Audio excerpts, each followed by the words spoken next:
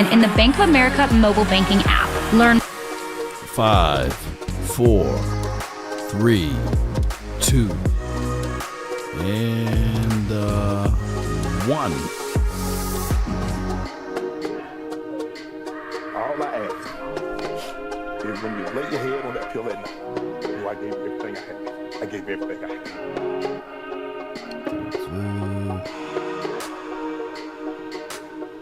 Right.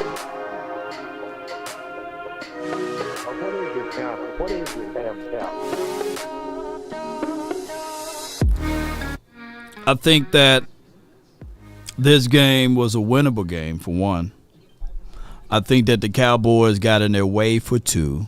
For 3, the Cowboys, to me, are not a serious team. This is a very much so a political team. And if you're looking for fluff, and soft talk tonight, man, you can just hang up and go somewhere else, right? Because at the end of the day, the Cowboys, they don't take advantages of the opportunity.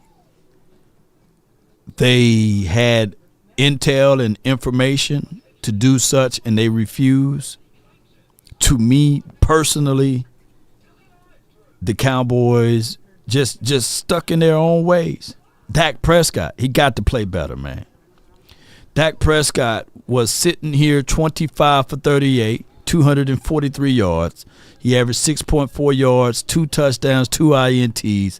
The 2 touchdowns, well, majority of the touchdowns came in the second half there in the fourth quarter. When you probably look back at everything, we probably see that the Niners was in prevent. He had 2 sacks. His passer rating was 79.2. I don't know what the QBR that's going to update soon. I think that the Cowboys, and of course, we can talk about right tackle. We can talk about no run game, absence of, but somebody got to open up their mouths. Somebody got to say, hey, we need help. There are teams out there that will say, hey, I like Jalen Brooks, but he ain't it, y'all. If you're going to lean with the youth, you're going to lose with the youth. It may take another 3 years before Jalen Brooks wake up. Right now, Jalen Tolbert is in his 3rd or 4th season, and he still got hiccups. So expecting any of those boys to do anything out there on the field that's anywhere near tangibility is not going to happen. Shout out to Cavante Turpin, the little engine that could chicka, choo-choo. But he did the best that he can do, and that's why he's undrafted, y'all. He can't catch. He got speed, and he's small in stature. And certain plays that's not going to work for him. The Cowboys had a secret sauce, and they never went back to that again. Cavante Turpin on the end around, he had 11 yards, 1 attempt. All they had to do is go left and go right and go left. They showed it one time and say, hey, let's tuck that away.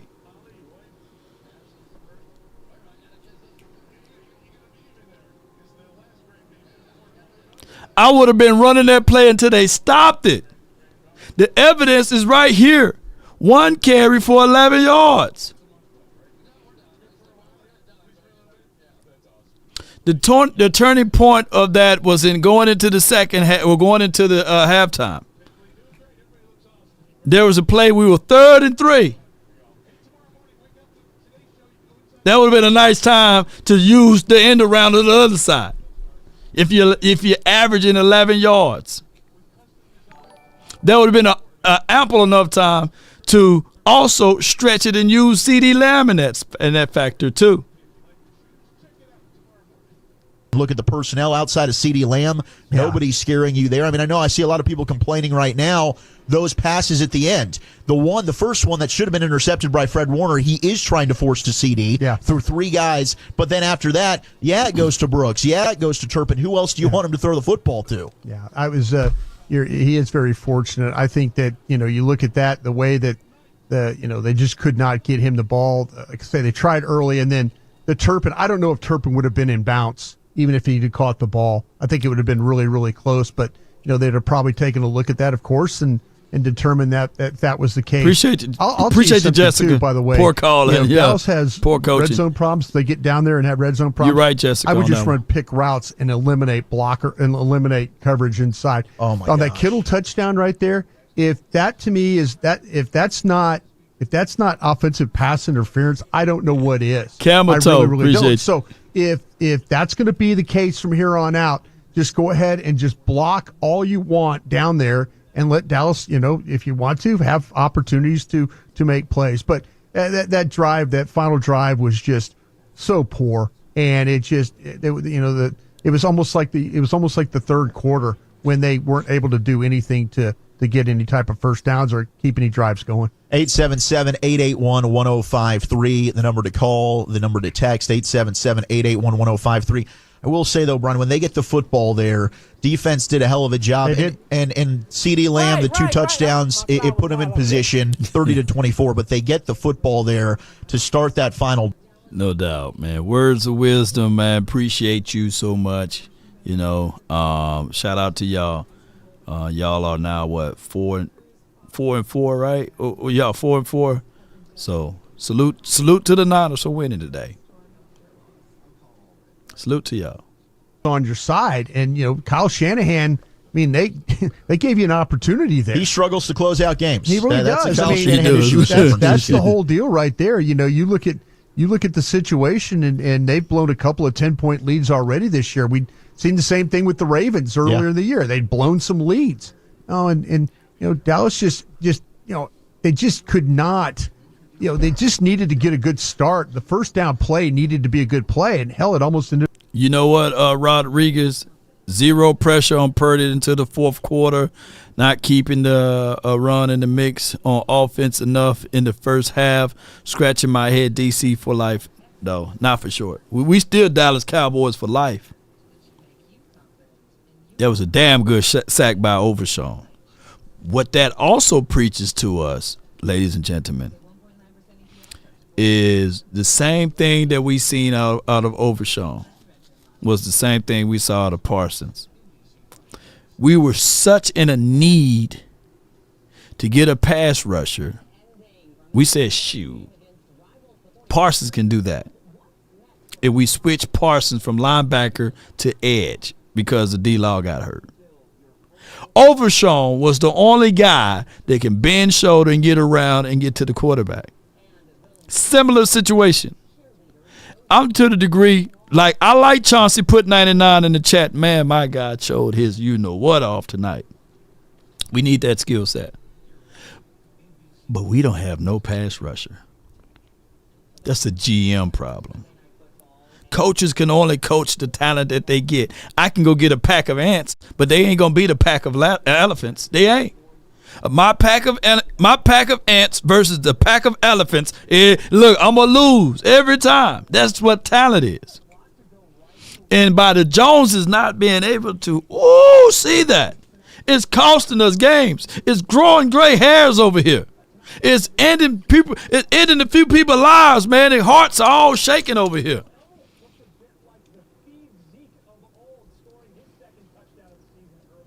Instead of drafting to complement, we draft to replace.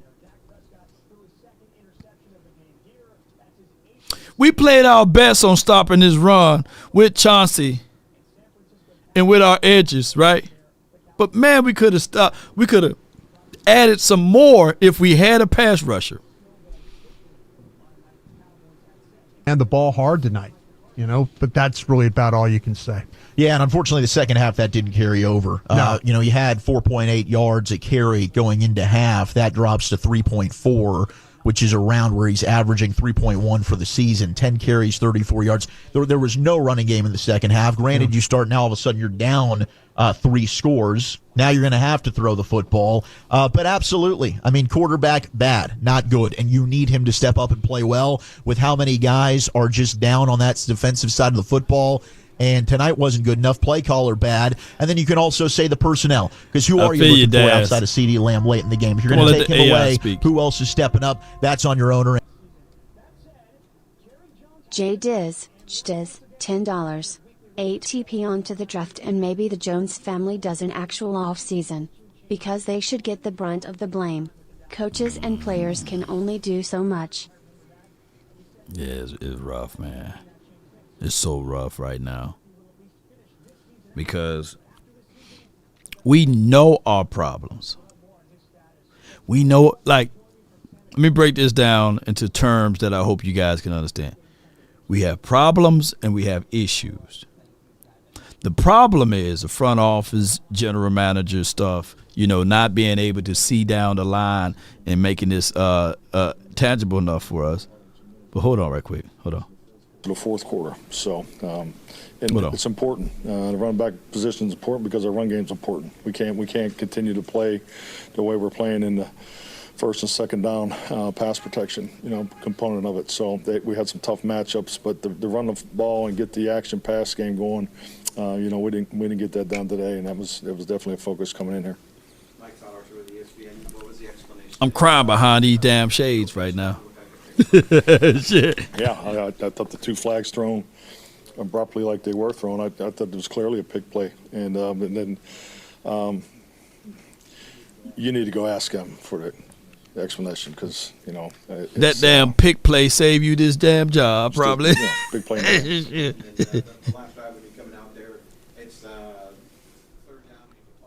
All right, you're watching Hey! Cowboys head coach Mike McCarthy. We'll have more on this game coming up. What y'all cutting away? In sports. Hey!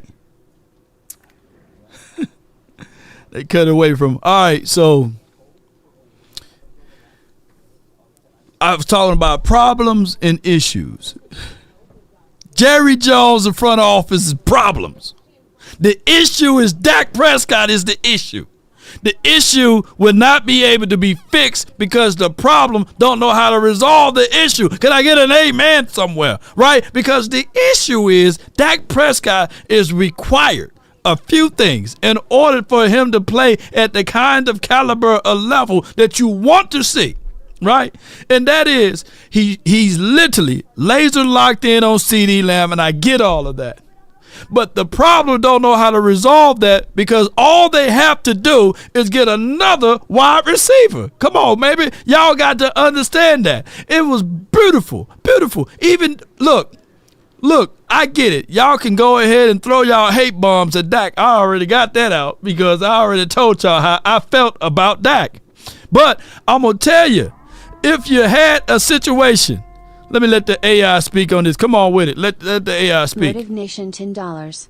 McCarthy should see the writing on the wall and know he's gonna be the scapegoat. For that, call out the Jones. The damn Commanders are in first with Quinn.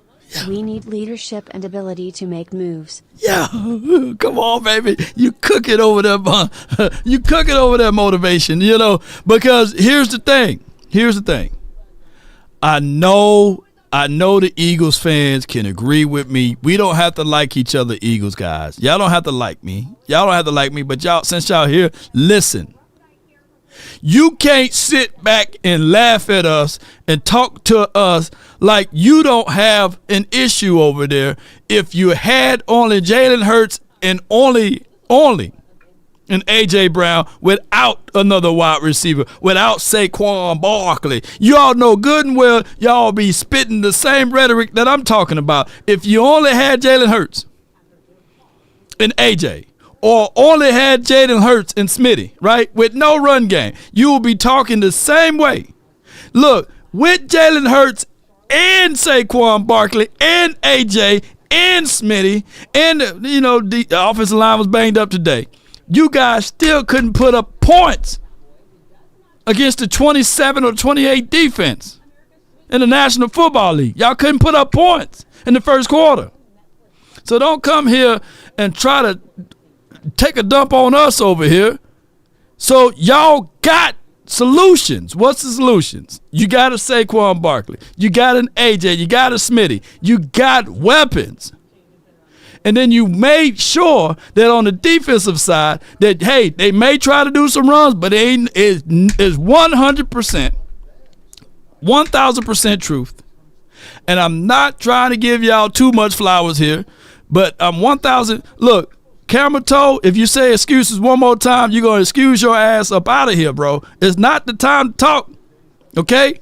So your word excuses are over with. So if you want to hang around and still comment here, you're going to have to take excuse out of your mouth over here. Because I'm telling y'all the facts that you don't want to hear. With the Eagles, you know for sure you ain't running up the middle, right? You know for sure you ain't running up the middle. So I'm telling y'all the truth over here.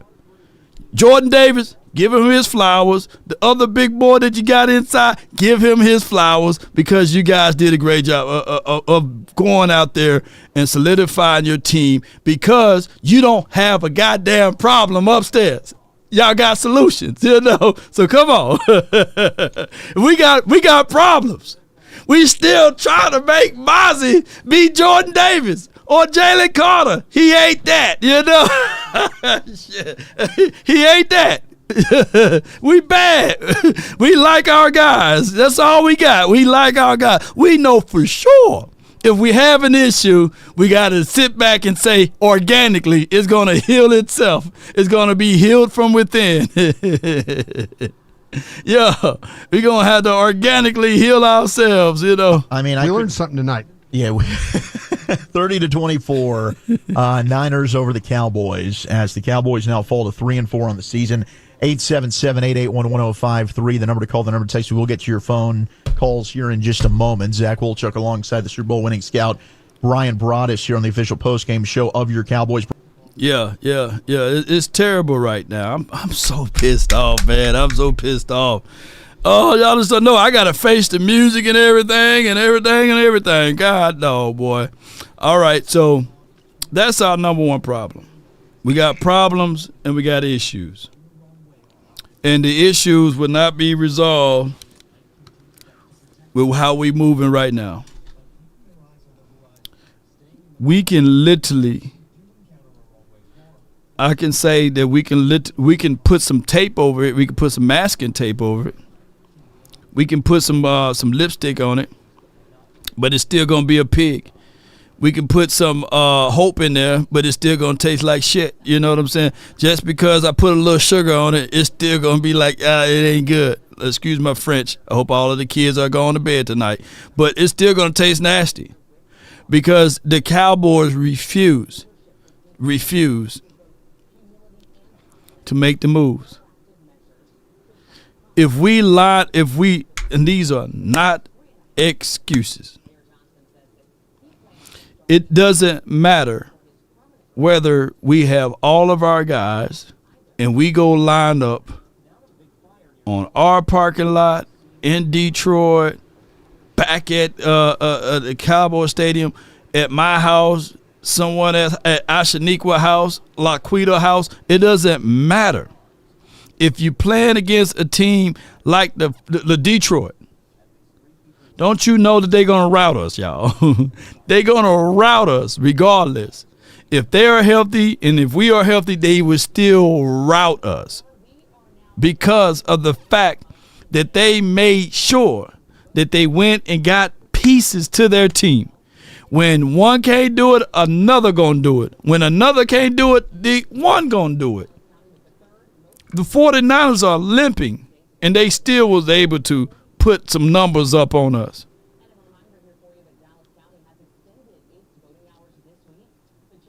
They're still putting numbers up on us. Yeah, they were limping. Blah, blah, blah. The 49ers, all pros are missing. Who's missing on their defense? Jerry Jones enabled his team.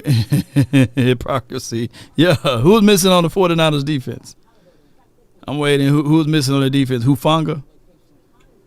Right. So what I'm saying is it was like we missing people on our offense, or on our defense. They're missing people on their offense. And their offense, well, let me go back to here. With pieces missing, they were still able to put up with Brock Purdy 260 yards. Salute to him. And he was still able to put up 223 yards on offense on the ground. That's with their missing pieces.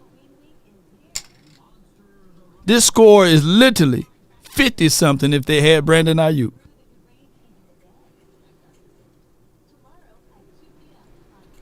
if CMC was here, if just the C, don't even put the MC on there. If C was here, man, it would have been 52 something to like 14. Y'all lucky the CMC was gone, you know. If you just put the C up in there, then boy, shoot. Y'all missing Greenlaw and Hargraves too. Yeah. Well, I take that back then. Yeah. Y'all missing some folks then. Y'all missing Hargraves and Greenlaw. Forgot about that. Travis Hunter loading up. Come on. Law, they have a real running back. Shoot. Jennings too, Law. Yeah, if they had Jennings is their number one wide receiver as far as total yards. Shoot. I'm glad that he was gone because if he was there, and he's a bully when he catches the ball. He battered and bruised us left and right. Jeez. God dog, boy. If anything, the only saving grace with this game is that we scored those few touchdowns and it don't look as bad. And if you want a moral victories and stuff like that, I know the Joneses, they gonna lean on that. They're gonna lean on that. They're gonna lean on the fact that they didn't have all of their people. That's what they gonna lean on. They don't give a damn about what y'all gonna say. Defense, man, I was hoping for big things, but I don't know. He's lost his touch. Zimmer? Second time here. Yeah. Okay. Yeah, his calling the defense.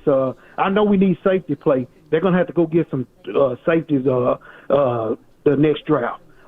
Wilson and Hooker. Oh, you don't need. You got safeties already here. We can point out something about them. Sure. That Jerry got two calls to make. He's got to call Ben Johnson in Detroit, the offense coordinator, and Brian Flores, defense coordinator in Minnesota. We can't continue to have the coaching staff hurt us also. McCarthy is trying to run his offense. He's gotten away from some of the schemes Kellen Moore had left us with, and it's hurting Dak. There's no motion in the offense, and you can tell. Dak said it, I think, the third game of the season, something about the offense. And if you guys recall last year, we was talking about the motion in the offense. It's too lame. It's nothing creative. What did the Niners do? They let Kittles take over the game. They saw it, a weak spot in our secondary, and Kittles took the game over. He had 128 yards receiving. Purdy had 56 for 8 rushes. I appreciate the call there, Harrison, and you're right. I mean, there was something about, I saw our buddy Mike Golick Jr. Gojo. This was going into the fourth quarter, but we knew coming in, Dak and Brock Purdy were both in the top 5 in percentage of throws into tight windows. Oh yeah, they were 1-2 when it came to tight less window than a yard throws. of separation. Yeah, but tonight, at least entering the fourth quarter, only 4.2% of Brock Purdy's passes were into tight window throws. Yep. And I don't think there was a ton different schematically, and they were down at that point Deebo Samuel, and of course they don't have Brandon Ayuk. So that to me indicates more, and we'll have to watch the film. But the Cowboys weren't coming. This guy, Zach Wilchuk, man, he said that he don't think that there was a ton different schematically. He my guy too, man. Zach, what you don't think? That there was a ton different schematically? Did he watch the same game, Roger? Chris Blunt, can y'all help me out? Did y'all see some schemes going on with the Cowboys? Come on. He don't think that there was a ton difference? Dog, how far is the earth from the sun? That's how much difference that was from a schematically. Yeah, shit. Yeah, this person. Come on, man. Zach. Maybe you Zach Martin. I can't make this stuff. And I ain't making excuses, though. Shout out to Kyle Shanahan. Boy, but that was a shoot. As well. So big plays, without a doubt, defensively, an issue. And I agree with what you're saying in terms of the offense being very, very vanilla as well. But, I mean, we can say as much as you want about, hey, the offense isn't helping the quarterback. I agree. The quarterback isn't helping the offense either. And we've had plenty of conversations about whoever is the offensive coordinator. And the Cowboys have put up numbers against some bad teams. this is something where Ford's going to have to give you more. I mean, he's going to be here. I don't know about the head coach. Your quarterback's going to be here. Yeah, your quarterback's going to be here, and your receiver who try to get you back into this football game, they're going to be here. Everybody else is pretty much fair game. All right, more of your calls and texts, 877-881-1053. Dallas Cowboys football continuing.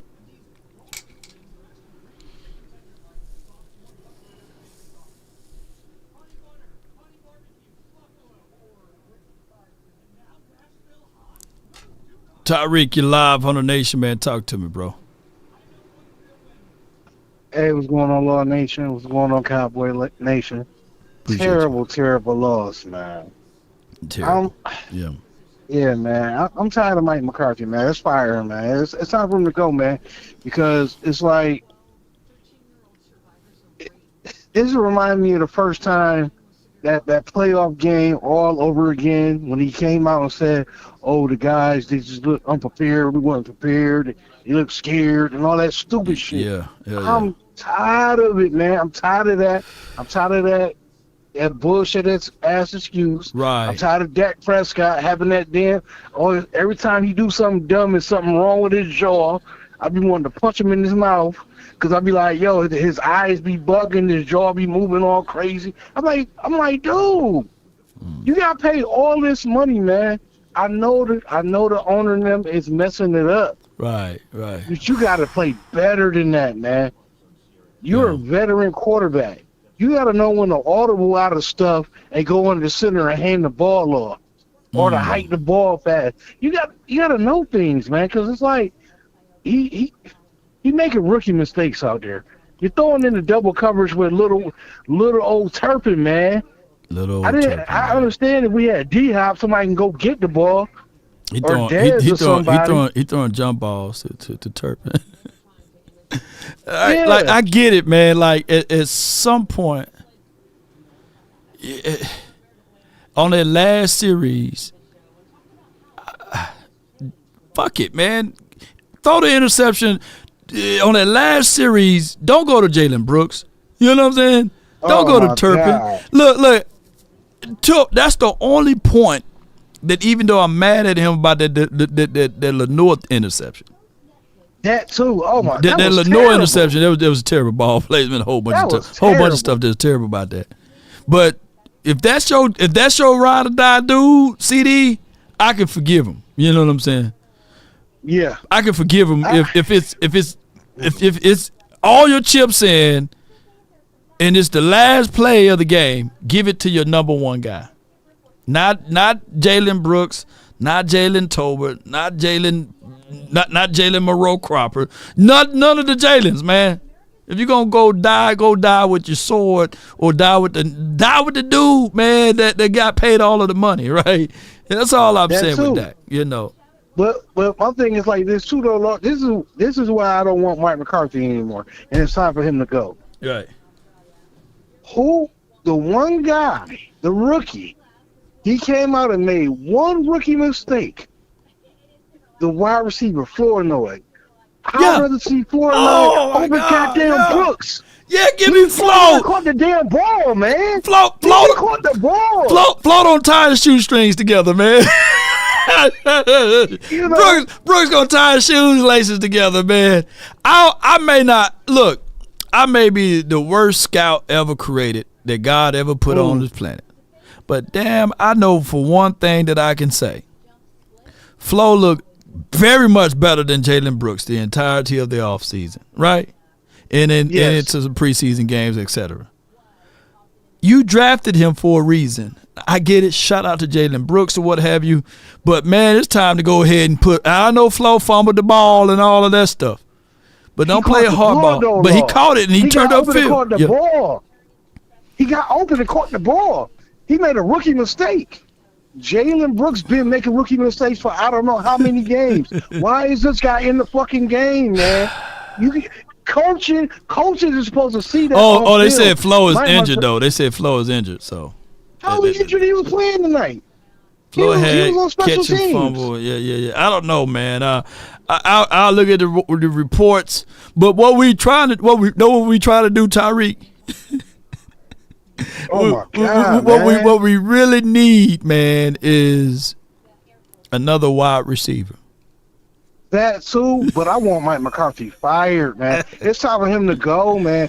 He's messing his team up even more because he don't know what he don't have a compass to where it's like, I gotta run. Let me at least try to run the ball. Let me at least.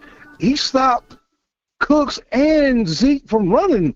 You keep trying to run out of shotgun, man. What the hell is going on? I said this right here. The last game I was sitting there watching. Kansas City Chiefs, who got a generational talented quarterback. Like when he retires, he don't have to wait 5 years. He's going straight to the get that Hall of Fame jacket, right? Mm-hmm. When the Chiefs played the 49ers, they didn't even attempt to throw the ball with Patrick Mahomes at all. And they beat the 49ers. They ran the ball when they got inside their 20. They ran the ball. If not, they do a little tunnel to Kareem Hunt, and that was it.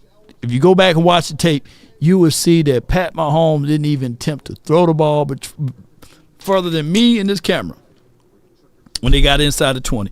The Cowboys got all cute, lined up, spreaded it, you know what I'm saying?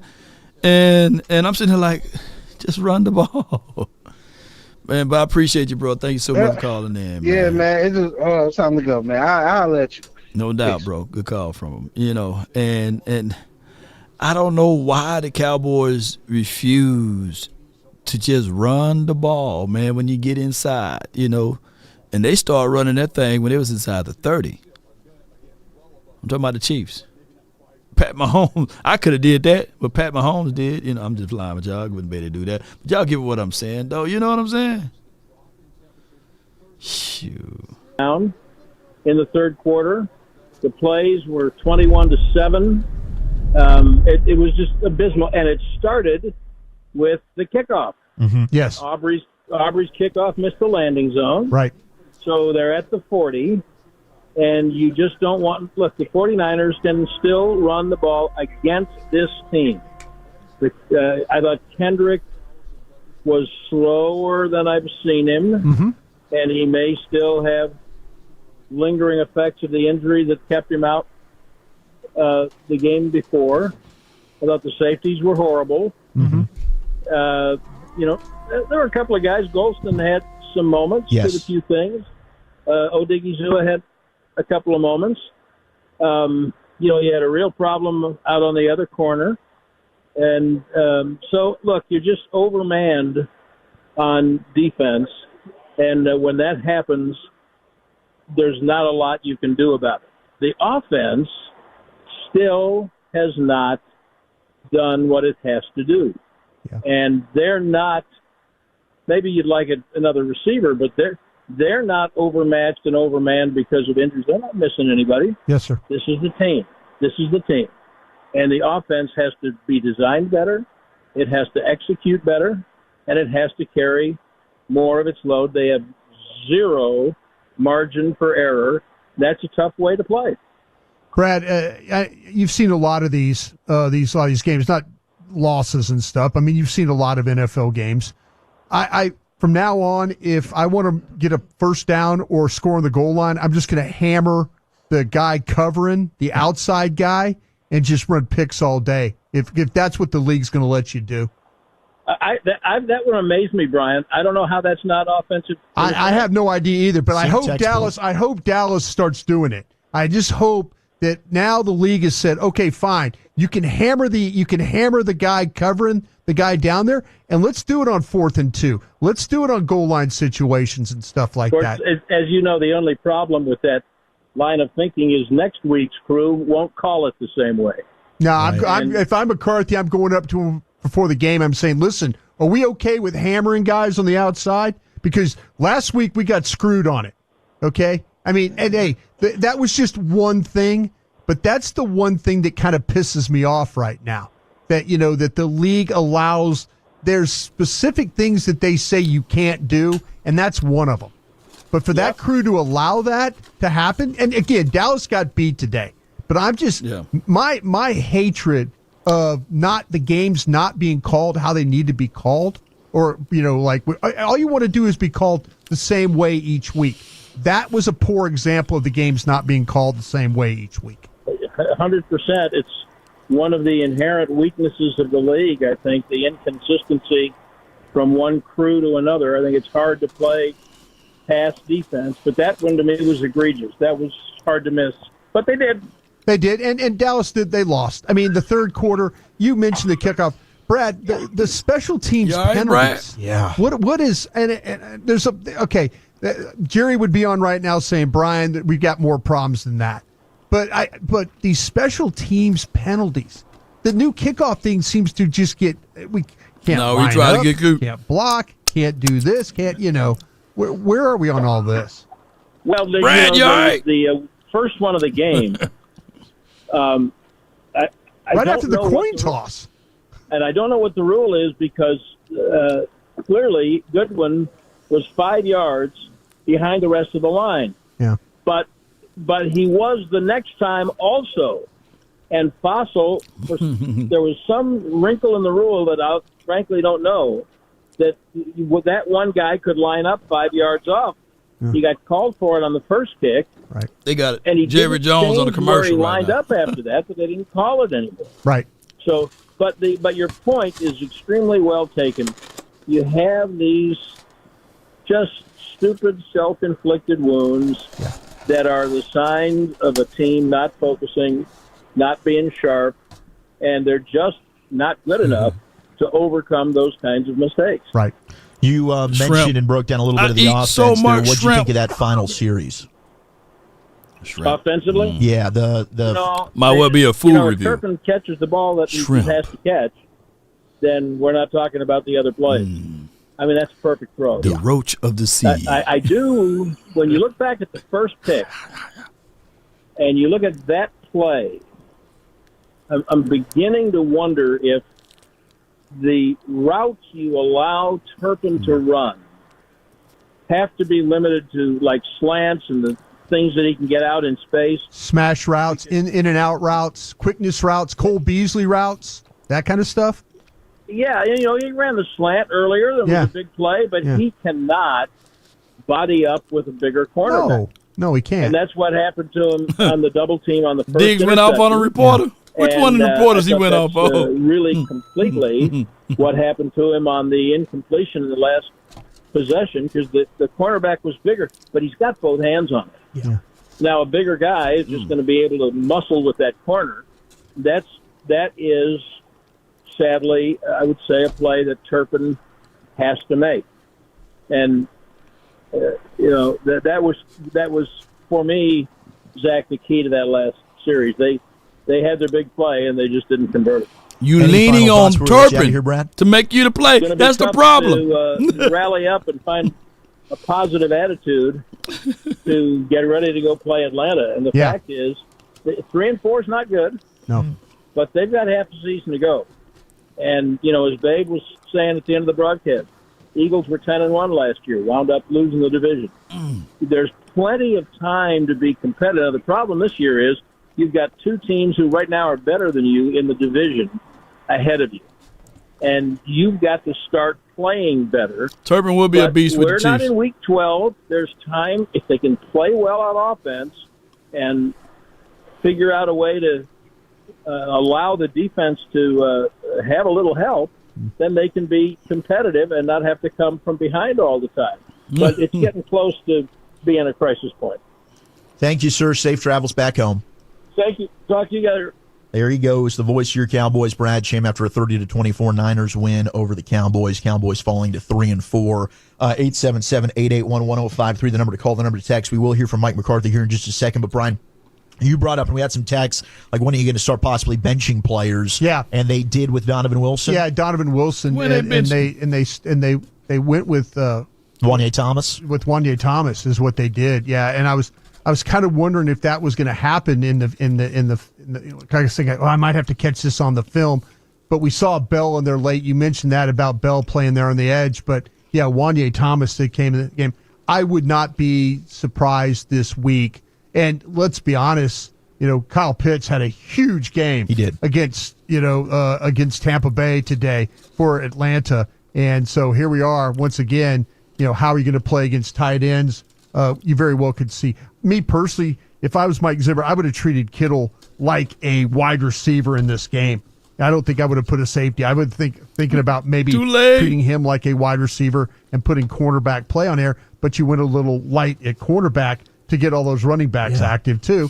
Yeah, you had the sickness, which would have got on. But their plan going into this game was to go light at cornerback, and it might have got him toasted. All right, let's hear from head coach Mike McCarthy. Figured more Dallas when we talk about the third quarter, that kind of flipped the game and just them opening 3 straight touchdowns and then also Dak's interception. Yeah, definitely. Third quarter was obviously a factor in the outcome. She's so pretty. The 3 and outs on offense and the one giveaway and obviously their point and really production there. But yeah, I mean you have ebbs and flows of the game. We definitely stayed in that valley way too long. So we felt solid at halftime. That they were +5 ahead of us in the big play. But Purdy, making plays with his feet and the 3 and outs. We didn't give our defense any relief either too. But I thought our guys did a excellent job fighting back in the fourth quarter. We just needed to make probably 1 or 2 more plays. Particularly on it, they still have a chance to go down and win it there in the last series on offense. So we're disappointed. I think our guys, our men really had a good week of preparation. I thought there's definitely areas of improvement, but still we have a ton to work on. I mean, it's there's some hard matchups throughout the game that we prepared for and we didn't get it done. So we have to go back and continue to work hard, in the planning part of it, because their key players were very productive, tonight. And so when you put together a plan for that, it's you got a boudin ball over here, and so coaches like the boudin ball. Learn from this, and we're 3-4. Learn from it. That's the facts of this deal. A boudin ball. I felt very confident, based off of the week preparation. We're disappointed. We're disappointed because we obviously felt we were going to come in here and do what we needed to do to get the win. We came up short. Thanks, Phil. I'll say, guys, come back to the beginning of the game. When did you find out Rico was sick, and how did that change what you guys were planning running? I was here early. I can't give you exactly the time. You don't want to get the line straight. Once when everybody comes on the same bus, so when the whole team arrived, you have the time of that. I don't know what time that is. When the team arrived, Jim had come in and told me that he was sick, so they reported it to the league. And and then like anything, the medical staff treated him, and there was a medical decision for him not to be up. So we waited till about 15 minutes before the 90-minute mark and made a decision. All right, there you have it, Mike McCarthy. When it comes to this 30-24 loss, see, this is where he talks about preparation and stuff like that, and this what gets me. All week long, we talked about the injury problems and the lack of maybe some availability with the 49ers going into this game. This is what bothers me. Who is the one guy that if Deebo Samuel and Brandon Ayuk and all these guys, I mean, they even lost their running back in this one. Yeah. They lose their. And I wish they did. I wish they didn't lose them. Sure. The player that could beat you in this game is George Kittle. Mm-hmm. But no, you let him just dominate you in this game. You come into a game. We talked about this. I know. I had a feeling this would happen.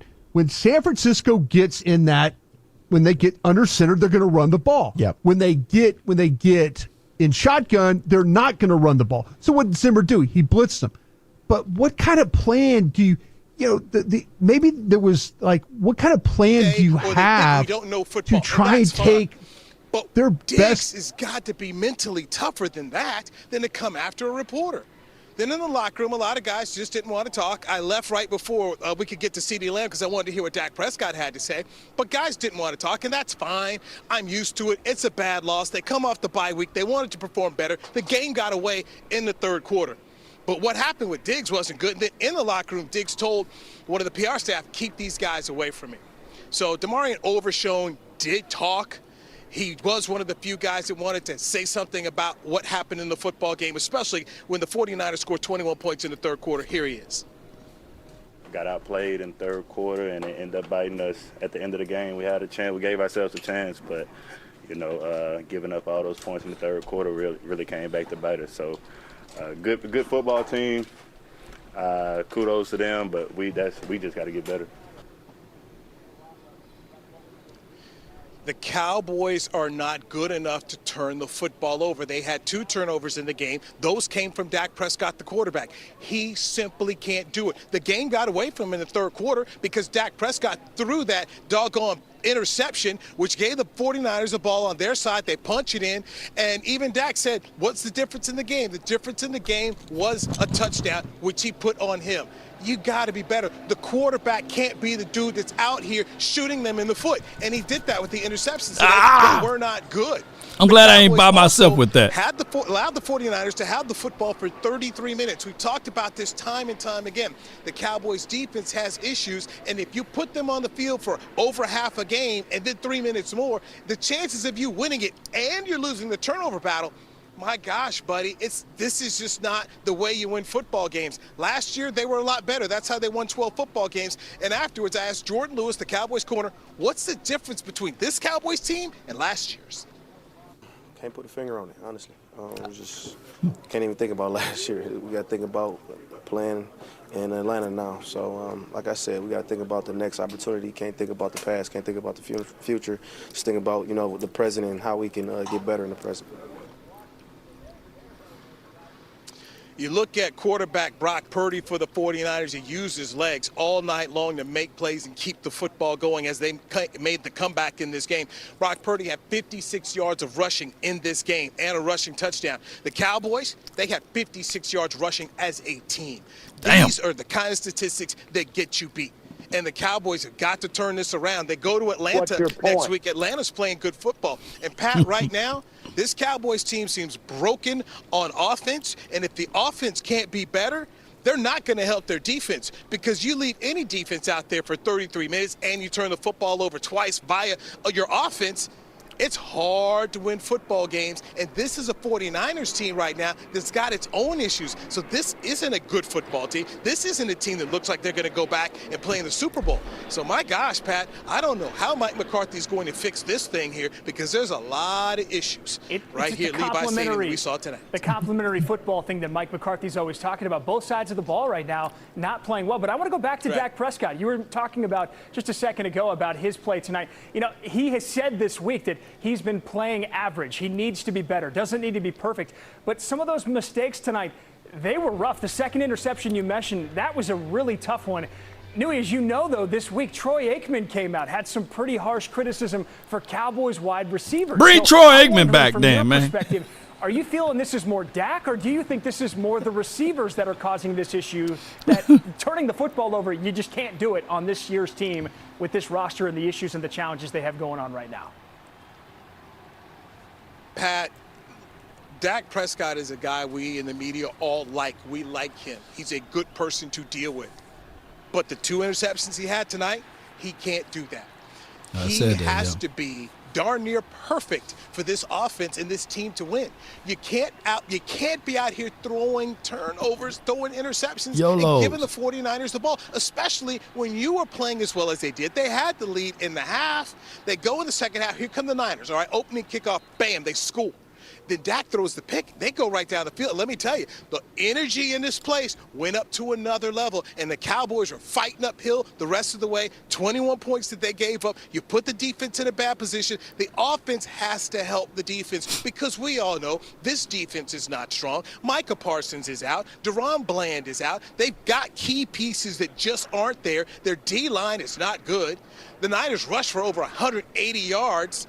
They got to be better, and the quarterback can't put them in that position. And that's just me trying to tell it like it is. Man, not to mention he's standing on business over there. The game on the line and that potential chance to drive the ball down the field to go and potentially somehow pull a win out of thin air. We're going to go back to Newey Scruggs here in just a few minutes. Newey Scruggs for our first time out here. boy stood on business with that. Hey, say what you want to say, man, but he stood on business, man. And see, now I know. I feel okay being angry and mad and upset at Dak Prescott. I feel okay now because at first I felt like, damn, man, I'm going in on this dude, man, you know. Because I don't get a chance to watch. I don't hear the announcers. I'm watching the game on mute. So if you watch the game on mute, you don't hear like the substitution. You don't hear nothing. You just see the results. So for Dak Prescott to throw those 2 INTs, man, and he would have been better off just taking a sack. He would have been better off throwing the ball out of bounds and intentional grounding. You can't turn the ball over. All I wanted Dak Prescott to do in this game is that he was the one that announced that he played average. He'd been playing average. And I'm a more, no, God bless him, you know, he got more money than I can probably count. But I'm a rooted, spiritual-based person, you know. I walk outside with my shoes off, man, so I get in tune with the ground. I don't speak negative things to me. You know, it'll be pulling teeth to get me to say I'm sorry to anyone. I always say I apologize. I'm just built that way. You know what I mean? But for him to say, hey, I'm average, and God have blessed you with the skills and the mindset to play in the National Football League, you are speaking that into existence. Literally. Thou shalt decree a thing, and it shall be established. So by him listening and saying, hey, man, I'm average. I'm playing average. Dog, you speaking that right into your existence. And you walk your average tail out there, and that's exactly what you exhibit. You didn't even allow God to operate and move and manifest some things because you done already spoke of what you are. And if he's saying that, then we can only imagine what else he's saying to himself. So all of that fake fight finish stuff, you don't got no fight in your heart by you already saying those things, right? Because we seen Muhammad Ali say, I am the greatest before he was great.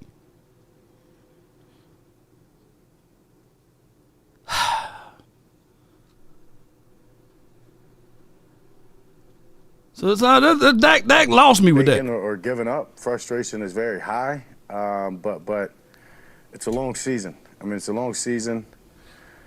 I mean, division games, a lot are still ahead of us. Frustrated. That's the best way that I can put it. Welcome back to Big Game Sunday. That's Cowboys quarterback Dak Prescott talking about tonight's loss against the 49ers and the uphill climb the Cowboys have ahead of them. And the reason why they have more ground to make up in the division, plays like this. The play of the year candidate from the Commanders today as they stunned the Bears. That whole play, that's what you took for that? That's what you got for that? That whole play, that's what you got for that? I'm asking for. We can talk about it more. What were you doing then? He said. They find themselves now 2 games back of second place in the NFC East. Their next 4 games are all against teams that would be in the playoffs if the NFL season ended today. My friend, it is getting late fast for the Dallas Cowboys in 2024. They need to turn this thing around quickly if it's going to happen. Well, there's some people that think a coaching change may be needed. Let me tell you something right now. You want to fire Mike McCarthy? Who's going to run this thing? You want to turn it over to me? Let me run it. Schottenheimer's going to have more answers than Mike McCarthy at this point in time. Really, no. I mean, Mike McCarthy's your head coach and he's your play caller. Jerry Jones said that he wasn't looking to make a change at all. But fans that want that right now, I don't think that's it. The GM hasn't been GMing, okay? Meaning there's so many players on this team right now that aren't helping the Cowboys. The Cowboys' defensive line is not good. We said it coming into the year. 226 yards is what the 49ers ran for tonight, averaging 6 yards. Brock Purdy ran for 52 yards. That boy still knew he struggled standing on business. Yards. This is the kind of stuff that's hard to overcome, and the coaching changes are going to fix it miraculously. They don't have enough depth. They don't have enough blue-chip players right now. You got a guy like Micah Parsons, your best pass rusher. He's out. You got Duran Bland, who led the league in picks last year, was an all-pro. He's not there. They just got holes. And, yeah, you got Atlanta. Then you got Philadelphia. It's not getting any easier. You're trying to look at the schedule right now and say, well, when's their next win? Right now, I don't see it, but it's a week-to-week league. Get yourself together, get ready to go to Atlanta, and figure out how to win a football game. Dak Prescott's got to stop turning the football over. The quarterback, it's got to start with him. He can go to the podium all day long and tell us he knows he's got to be better. It's not about talking about it. It's about being about it. The run game is still not established for the Cowboys. Their offensive line has got to get better and open up some holes. They've got to help the defense. You can't stay on the field for 33 minutes and expect to win. This team's got holes. I don't know if they can fix them this year, Pat. I really don't. The big question going forward, Newey, is going to be whether or not they can win their division games ahead. I think that's what it's going to come down to. Can they get healthy? Can Dak Prescott start to play a little bit better than he's played to this point? And then maybe, just maybe, they can find a way to pull off a miracle, but it's an uphill climb for sure. Hey, great job out there tonight, Newey, getting all the post. Man, Newey standing on business over there. Man, y'all better not mess with Newey. Yeah. Let me see what he said. That's what you got now. Out of that whole play, that's what you took for that. That's what you got now. That whole play, that's what you got for that. I'm asking. We can talk about it more. What were you doing then? Talk about these nuts. Oh, my gosh, man. I got a chance to talk to an insider, and he said this before the game, and I wish I would have lamented this, but he said that basically that my guy Trevon Diggs' personality since he got paid is by far worse than T.O.'s.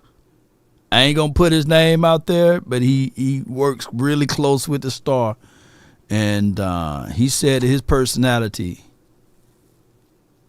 is worse than T.O.'s. And the coach, you can do your homework, the coach was there when T.O. was there. So you may have to do some little took from that? Out of that whole play, that's what you took from that? You don't know football. You can't do nothing that I do. You can't go out there and do nothing. Stay in your lane, buddy. Stop playing with me, bro. Just asking a question, Trevon. I mean, I'm happy to have you answer the question. Out of that whole play, that's what you took for that? That's what you got from that whole play, that's what you got from that. I'm asking you. We can talk about it more. What were you doing then? Ooh, the Cowboys are imploding. Oh, so it was at Mike Leslie. Oh, my gosh, man. All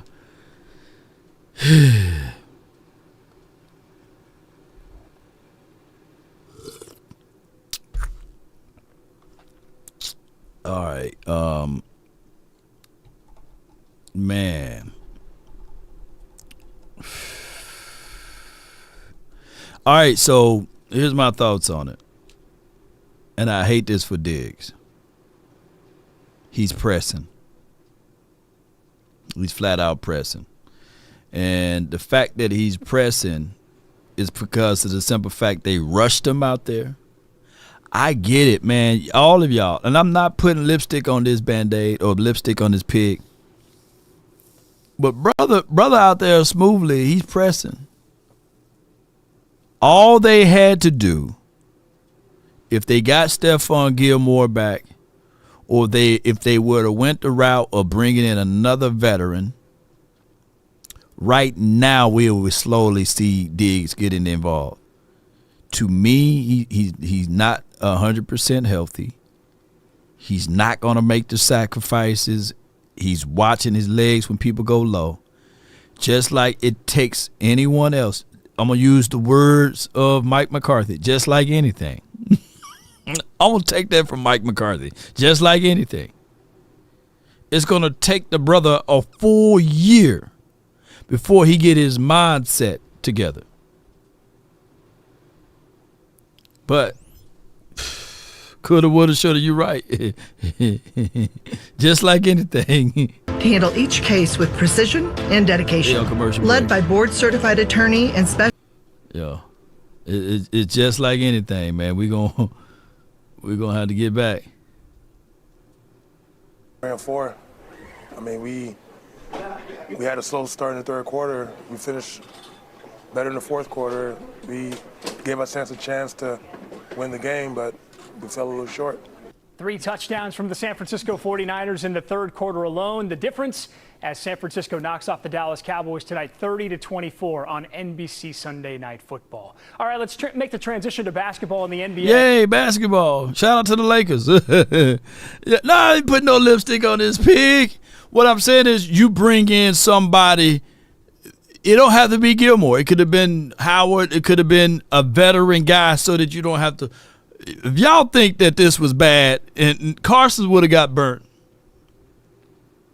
Our best cornerback right now is Bland, and he hurt. Our second best quarterback is my guy J. Lou, and he's a step slower than what he used to be, right? So, hey, I tell y'all what, y'all will hear about this more on Michael Parsons' podcast. Yeah. Tune into the podcast this week. You'll listen to all of the things that need to be said and done. But at the meantime, what to do if you ever caught up in this situation right here? Hey. How that happen, Migo? No, it's okay. It's okay. My brother is my brother. This. How the hell he do that? Yeah, no, this the bracket, okay? If that ever happened to you, or if you got in a situation whereas you driving a little too fast and you don't have the brakes and you don't have the things that can stop you.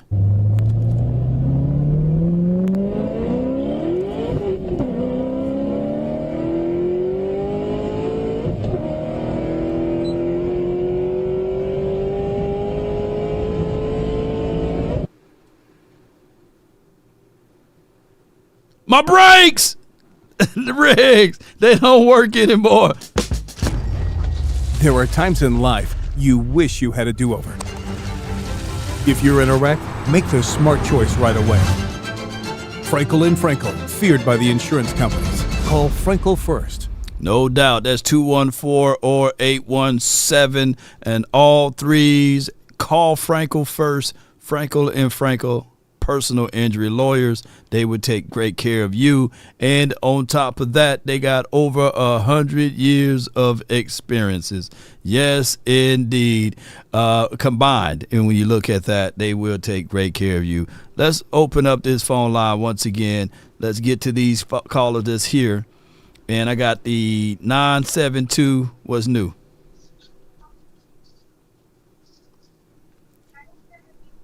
(972) he hurt somewhere.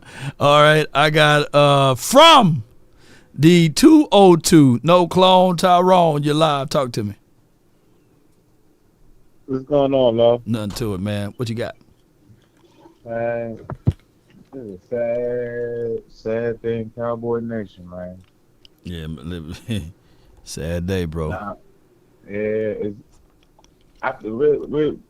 The way I feel about Jerry Jones, I think of him like I know you remember the movie Replacements, right? Mm-hmm. To a degree, like, yeah. All right, you know the owner on that movie.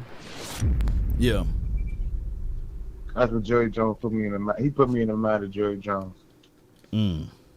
He really don't care about this thing. All he care about is ticket sales, making money, and that's it. Man, his way. He want to win. Yeah. He want to win, but he want to win it his way. That's just what it is, bro. And his way ain't gonna win. Yeah. It ain't gonna win, That's bro. That's the sad truth. Yeah. But man, Prescott threw so many picks up. That's that right there. That hurt. That hurt right there because he's forcing it, and then on top of that, you know, if you play the game, I know you don't want to play too cautious. But whatever happened playing the field, whatever happened playing complimentary football, you beat the Niners tonight if you play complimentary football and you play the field. You beat the Niners tonight. And it don't seem like, you know, they have that chemistry going. Nah, we ain't got no chemistry. We ain't really got no identity as an offense. We ain't got no scheme. Like, Cooks was open in some of those plays. Like, that interception he threw, he could have dumped it off to Cooks Or, you know, like, and kept the play alive. Like, I think the decision making with Prescott, like, I ain't about to apologize for him, man. He messed up at night, man. And 2 interceptions, that was key. Yeah. I ain't gonna sit here and spend this one. No doubt, man. And it's on him, man, on this one, bro. Appreciate you for calling in, man. No doubt. DC for life. No doubt, bro. Whether this was a win or a loss, that's how this league works. You got to build. And unfortunately, this was a loss. Puts us at 3-4. Sucks. Not trying to go to 3-5, so trying to go get a win. That was Cowboys quarterback Dak Prescott after tonight's loss to the San Francisco 49ers. Here's an updated look at the NFC East standings at the moment. The Commanders remain in first place after their miracle win today on a Hail Mary. The Eagles are still in second, right on Washington's heels. The Cowboys are still in third place, but are running out of time quickly in the race, it seems. Tomorrow night, the Giants will play at the Pittsburgh Steelers on Monday Night Football. They remain in last place at the moment. All right, the Cowboys opened as a 2-point underdog on the road this Sunday at the Atlanta Falcons. Atlanta improved to 5-3 on the season after going on the road and beating the Tampa Bay Buccaneers. Kirk Cousins threw for 276 yards and 4 touchdowns in the victory. The Dallas defense has a lot to fix after tonight's loss to San Francisco. Here's linebacker DeMarvion Overshown after the defeat. It was just a couple of plays where, you know, quarterback took off or they broke for a long run that, you know, end up costing us. And those are always the plays like you wish you had back. But for the most part, I feel like we done good with the game plan. Like I say, we let it get away from us in the third quarter. Got our composure back in the fourth quarter, finished strong, but it wasn't enough. The Cowboys defense looked like bend, don't break early in the game, but then, as DeMarvion said, fell apart there in the third quarter. And again, next week they play football at the Atlanta Falcons, that game at noon. A couple of other notes. Again, the Dallas Mavericks host the All right, shout out to the Dallas Mavs. Hope they can do something. Let's go to the next caller. The next caller from the 910 UN. Hey, Law, what's good? Oh man, Niners right now they the ones smoking on some Dallas pack. Hey man, hey, you need to take that damn tablet from Dak. Every time he fucking do something bad, he run to that bench and sit on the bench and hide behind the tablet. Man. The tablet ain't gonna do it. But you looking at picks. Right. Yeah. I just need to see a little bit emotions on the sidelines. I need to see more in tune with the game. I remember back in the days, people used to get the phone call or you know, they sitting side by side with the coordinator. I need game planning, Dak, you know, not sitting on the sideline by himself. Now, I did like one series where Schottenheimer got there, but outside of that, man, it's torture watching this team turn over the ball and these sorts of things.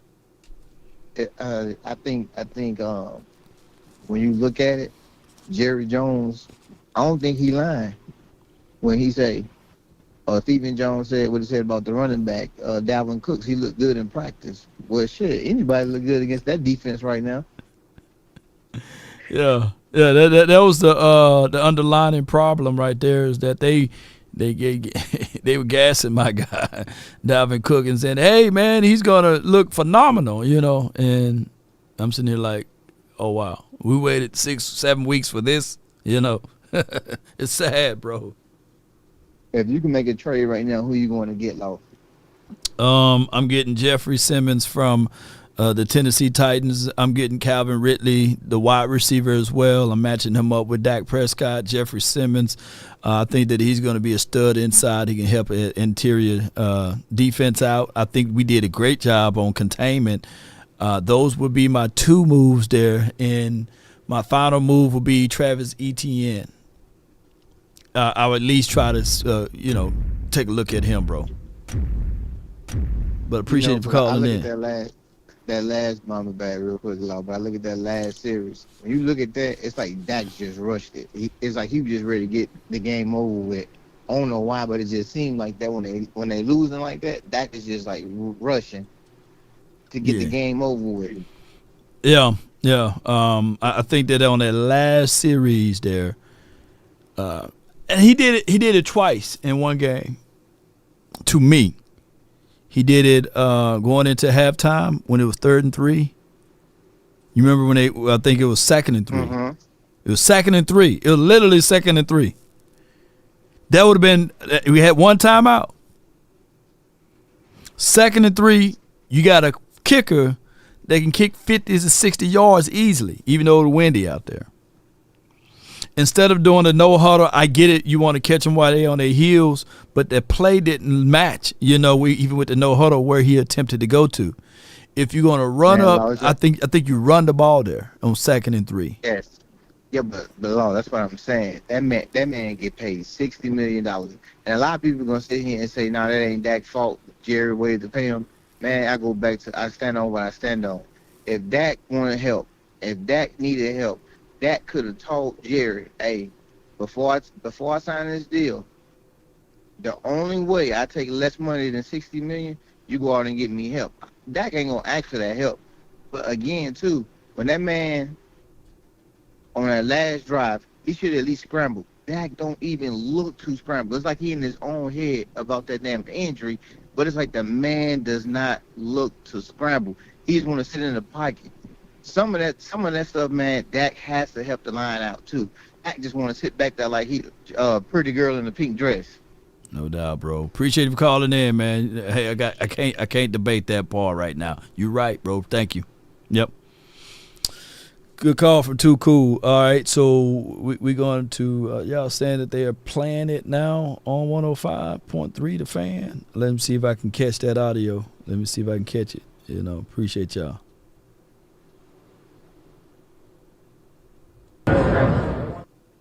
So clearly Trevon Diggs not happy, and let's see, you can rewind a little bit. And he did issue, say he was a coward, and then had the, we can talk about these huevos, was his walk-off, which, actually kind of hilarious. But still, you're coming out in full uniform after a loss, and you're expressing your frustration for a tweet that Mike Leslie, who's a media member, has. Mm-hmm. It's just one of those things where it shows just a lack of what is really important here. It doesn't matter what Mike Leslie tweeted.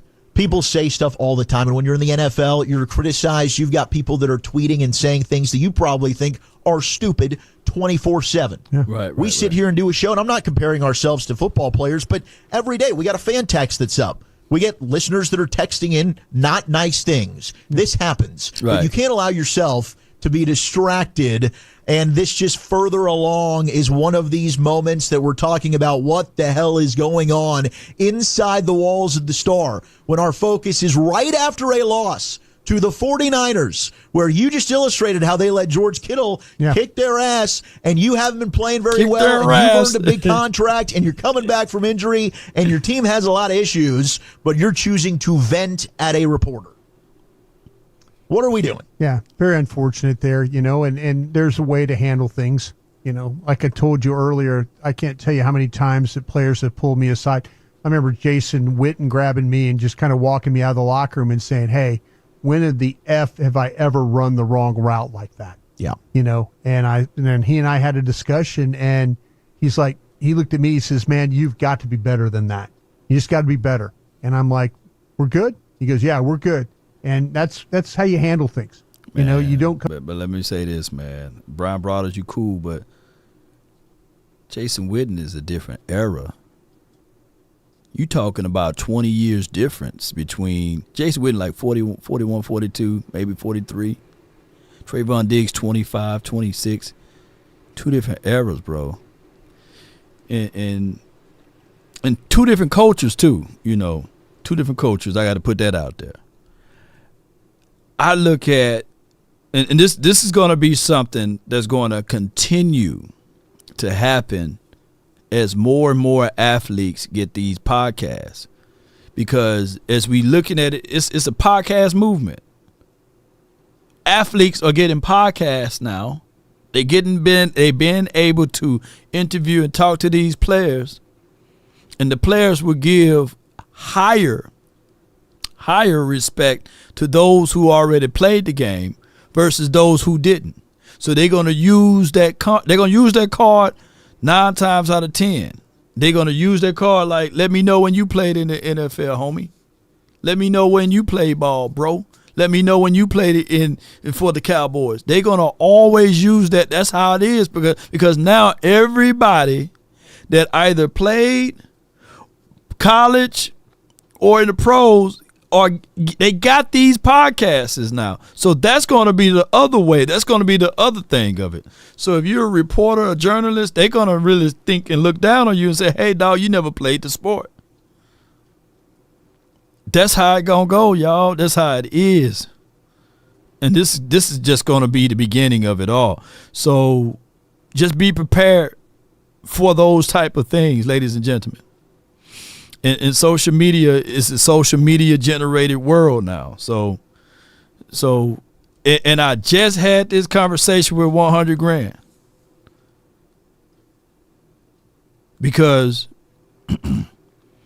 when Angel Reese, it was cool. She played basketball and everything, and she said, "Don't sexualize me." But then she invited Shaq on her podcast. And Shaq a dog. Shaq was like, well, shoot, girl, it would have been lovely seeing you dunk the ball with them little old bitty shorts on, right? But see, if a woman say that to a fella, hey, it would have been nice if you'd have dunked the ball with your shirt off, it would have been all fair game. But by Shaq saying that, hey, man, hey, it's a double standard, man. He's freaky. Hey, 30 years apart from each other. It's no fair and balance. Everybody want to be fair. Everybody want to be the same height, the same size, but it's not like that. You're going to have some big people, you're going to have some little people. You're going to have tall people, you're going to have short people. Ugly people, you're going to have some good-looking folks. And money going to make all of the ugly folks look good, too. You know, money make everybody look good. You know, the Hawk Tour girl, whole bunch of things. I can go on and on and on. So these players going to feel entitled. Since he been on the Pivot or since he go to Parsons podcast, he talking to other athletes, and then he go and talk to a dude that pushes his glasses up like this and they have a camera and a journalist. He gonna say, man, dog, you don't know no football. Shoot, you beneath me. That's how this stuff is gonna rock for the future. This is just beginning. Cowboys prizes like season tickets. Yeah, this is how it's gonna go. I done had people call me out, "Law, man, you ain't never played for no NFL, man. You just an entertainment show." Right. And that's cool with it. But at the end of the day, that's the new world. From the 408, you're live on the nation. Talk to me. Hey, man. Can you hear me? Yeah, I can hear you. Yeah. This is 49er Mark, man. Oh, 49er Mark, man. This game, man. I know you lost my number. Hey. Oh, y'all going to the Super Bowl now? Y'all going to the Super Bowl now? Y'all going to the Super Bowl now? No, but I know one thing. We own y'all. I told you, man. Look, you made a comment that we went in there limping. You're right. Well, we broke our limping foot up your ass. You did. And you know this. Yeah, I know this, You man. know this. No, let me tell you something, though, man. I just had to get that out of my system. I know. Rag it on me because you being soft. Because my brother ain't going to let me get 2 words in. Yeah, he waited to call me. Hey, man, we you were just making a comment right now about we need ugly people so we know who the beautiful people are. They're short people, fat people. Yeah. Well, we need the Cowboys, man. So, we know that's just the way it is, man. You guys feel a purpose.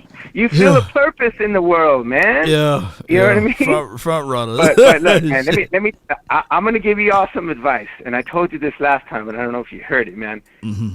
You guys, now, Jerry Jones is the new Al Davis, man. And the fan base that you guys got, you guys always believe in every year. Oh, this is our year, man. If only this, if only that. Yeah. You guys are like the Wizard of Oz, man.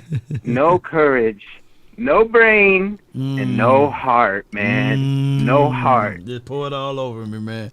Yeah. And that's just the way it is, brother. Yeah. That's just the way it is. I feel sorry for you, man. I really do. Hey, I feel you. I can't even. I gotta. I just don't know what to say anymore. But it's all good, dude. My Niners, they suck, bro. You guys should have won that game, dude. I really think you guys were gonna win it. But are you the belief of getting rid of Kyle Shanahan? yeah, he's done, bro. They're not gonna win. I really don't think they're gonna win the West. I mean, honestly, if we do, it's only because the West sucks. The NFC West sucks. I mean, the Seahawks are trash. The Rams might make a run, but I don't believe in Kyle. I mean, I root for my players, but Debo's gone. He sucks. I mean, you got Kittle. That guy's a dog. You got Warner. You got some good pieces, but like I would not have signed Ayuk. I would have traded Debo. Bosa right now is. I mean, he's playing all right, but he's overrated, man. That guy has. Wow, man, give me. Yeah. I'll trade you straight up right now. Terrence Steele for Bosa, and I'll give you Jalen Tolbert and Jalen Cropper. Jalen Tolbert and Jalen. I forgot the other guy. Jalen Brooks for Debo right now. I'll give you both of them. You can take Debo, man. I'll give you Debo for a bag of chips. All right, sure, man. Hey, you know what I mean? Damn. It's like, and man, he's done, man. He's done. You know what I mean? But Kyle, the thing about Kyle, man, is he's stuck on stupid when it comes on play calling. He just forces his scheme, man. And every Niner fan who's worth his salt knows it. Like, one of the reasons why we won is because Purdy took off. He was running. But, they figured it out. I told you last time I talked to you, right. I said the league has caught up to Kyle and his scheming, man. There was a point, I think, during the game. It was like, I was like 3rd and inches or 4th and inches. And that moron, I think he threw the pass. He should have just ran it up the gut. I mean, we were running on you guys. And I was just like, what are you doing, man? He sucks, man. And I appreciate you I know so McCarthy's much, bad, but yeah. So yeah. We'll see what happens. But no doubt, man. It's all good, man. I had to call you and give you some heat, some snacks. Yeah. So yeah. But I appreciate you, man, and you have a good one, man. I got you saved on the 49er mark. Appreciate you, bro. All right, man. Take care. No doubt, man. Rich folks' problems, man. That's what I'm telling y'all. Rich folks' problems.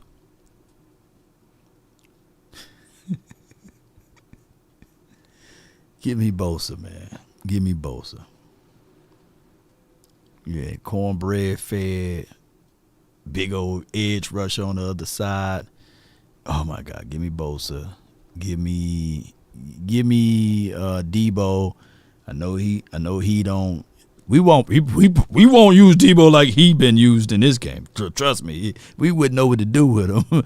But at least he had the fear of the opposing teams would have some type of fear of him. Yeah. And CD would eat. Yeah. But ain't no way, man.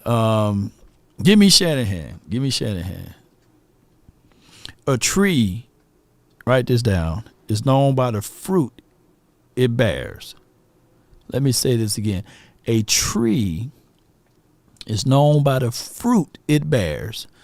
And when you are a coach and you can say, hey, this is my offsprings, or this is a fruit that I was able to bear. Like, I don't know any Mike McCarthy's.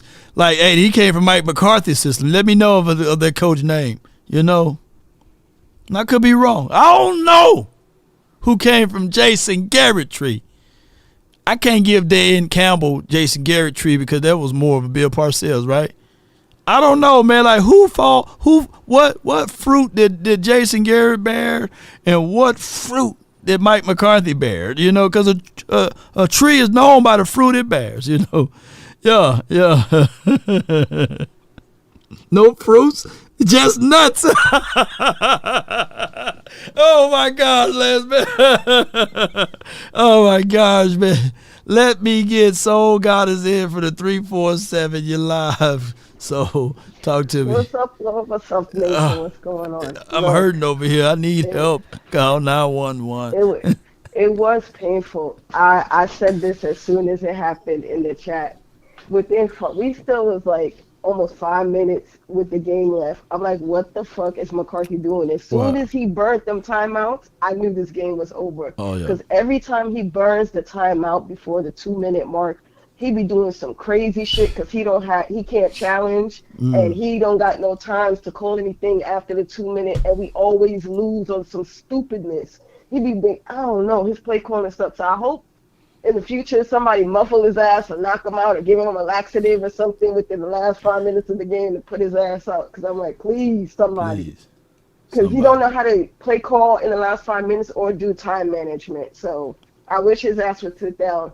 On that play that Dak tried to give to Turpin, I like him going vertical up the edge, but I wish he doesn't stay on the edge because either he drops the ball or he catches it and it turns and fumbles. What I wish he would do is he goes up the edge and then he turns inside like he's running a post or a slot. Because then when he starts going across the middle, he has time to turn his head to track the ball and he catches and he runs. Any other time when he just running up the edge and he got to look over his shoulder, he always slows down to see where the ball is because he gets the separation. If you look at the playback and y'all look at the games and y'all start looking at the games, that's what happens to him every time he's on the edge. This is not like the XFL or whatever where he's so far down the field nobody's close to him. Yeah, that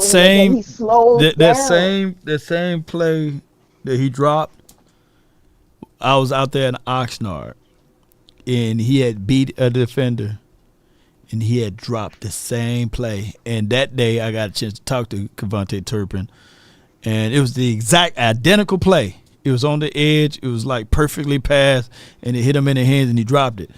What I like out of Cavante Turpin, I like him on the seam vertically because that put a lot of stress on the safety, right? Because the safety can make an angle if it's on the edge because that's the deeper half of the field. But if it's up the seam and they playing too deep, he splits it, and it's just him, right? It's no angle that a defender can make. I like Turpin on deep crossers, or deep overs. Exactly. Yeah, or you can put him on a skinny drag. That's what they did with Debo. I think that if you give him those, like horizontally giving it to him, I think that that's where he would eat at. And for the life of me, the Cowboys can't do those plays. Yeah.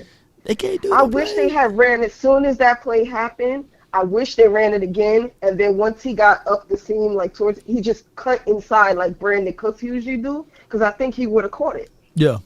Because there was nobody there. If he had caught that ball and then you could physically see him start to slow down when he was trying to look to see what the hell the ball is. That's why I hit him in the face. If he had just kept running and then cut to the right and go inside, he would have had the space, and they would have hit him in stride, and he would have just been going to the end zone. That would have been a TD. Yeah. Here's the other thing, though. Here's the other thing about Dak. Dak is better when he rolling to his right because he's right-handed. He is. But guess what?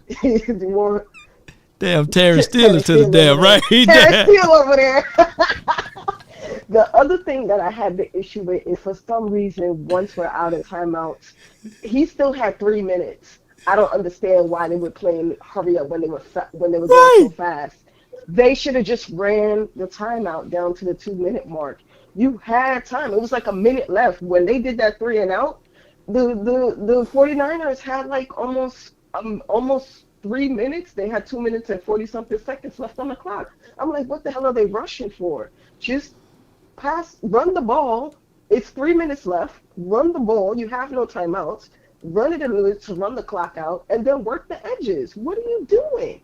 Why are you rushing trying to take big chunks? That was dumb. You know what Soul got us before I let you go? Why do we know this and they don't?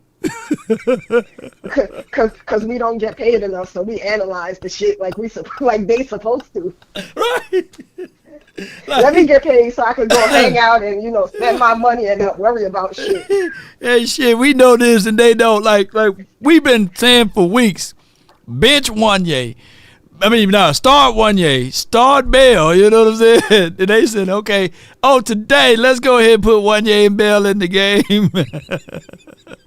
I feel like if you notice the 2 drives that we got to go down the field, I feel like those were like that type drives. You saw him like he already knew he was down, he was cool, but all of a sudden when you get like right back in it, I don't know what the play calling changes to. Just keep the same play call. You already did 2 drives to show that you caught up. You only needed 1 touchdown. One touchdown. Man. That's it. And you didn't even need the field goal. You just needed the touchdown. And it would have been over. So I'm like, bro, keep that same energy you had 2 drives before. You do 2 great comeback drives, and then right when you get to it, you panic and fumble the ball. What you doing? And I call that on scheme and play calling, because ain't no way. I mean, Dak needs to relax too. I don't know if he get panic or what happened because he get anxious, but relax. Relax. You have more than enough time. Enough time. I don't really understand this BS, but I'm gonna let other people get on here because it's 1:16 on the East Coast. But man, Lord, this one hurt. This one hurt because I think we just had it. We had it. I don't know what they was giving them to get these guys that were sick all week on the field, but I need some of that. I can tell you that right now. Have a good one, everybody. You ain't lying. Yeah.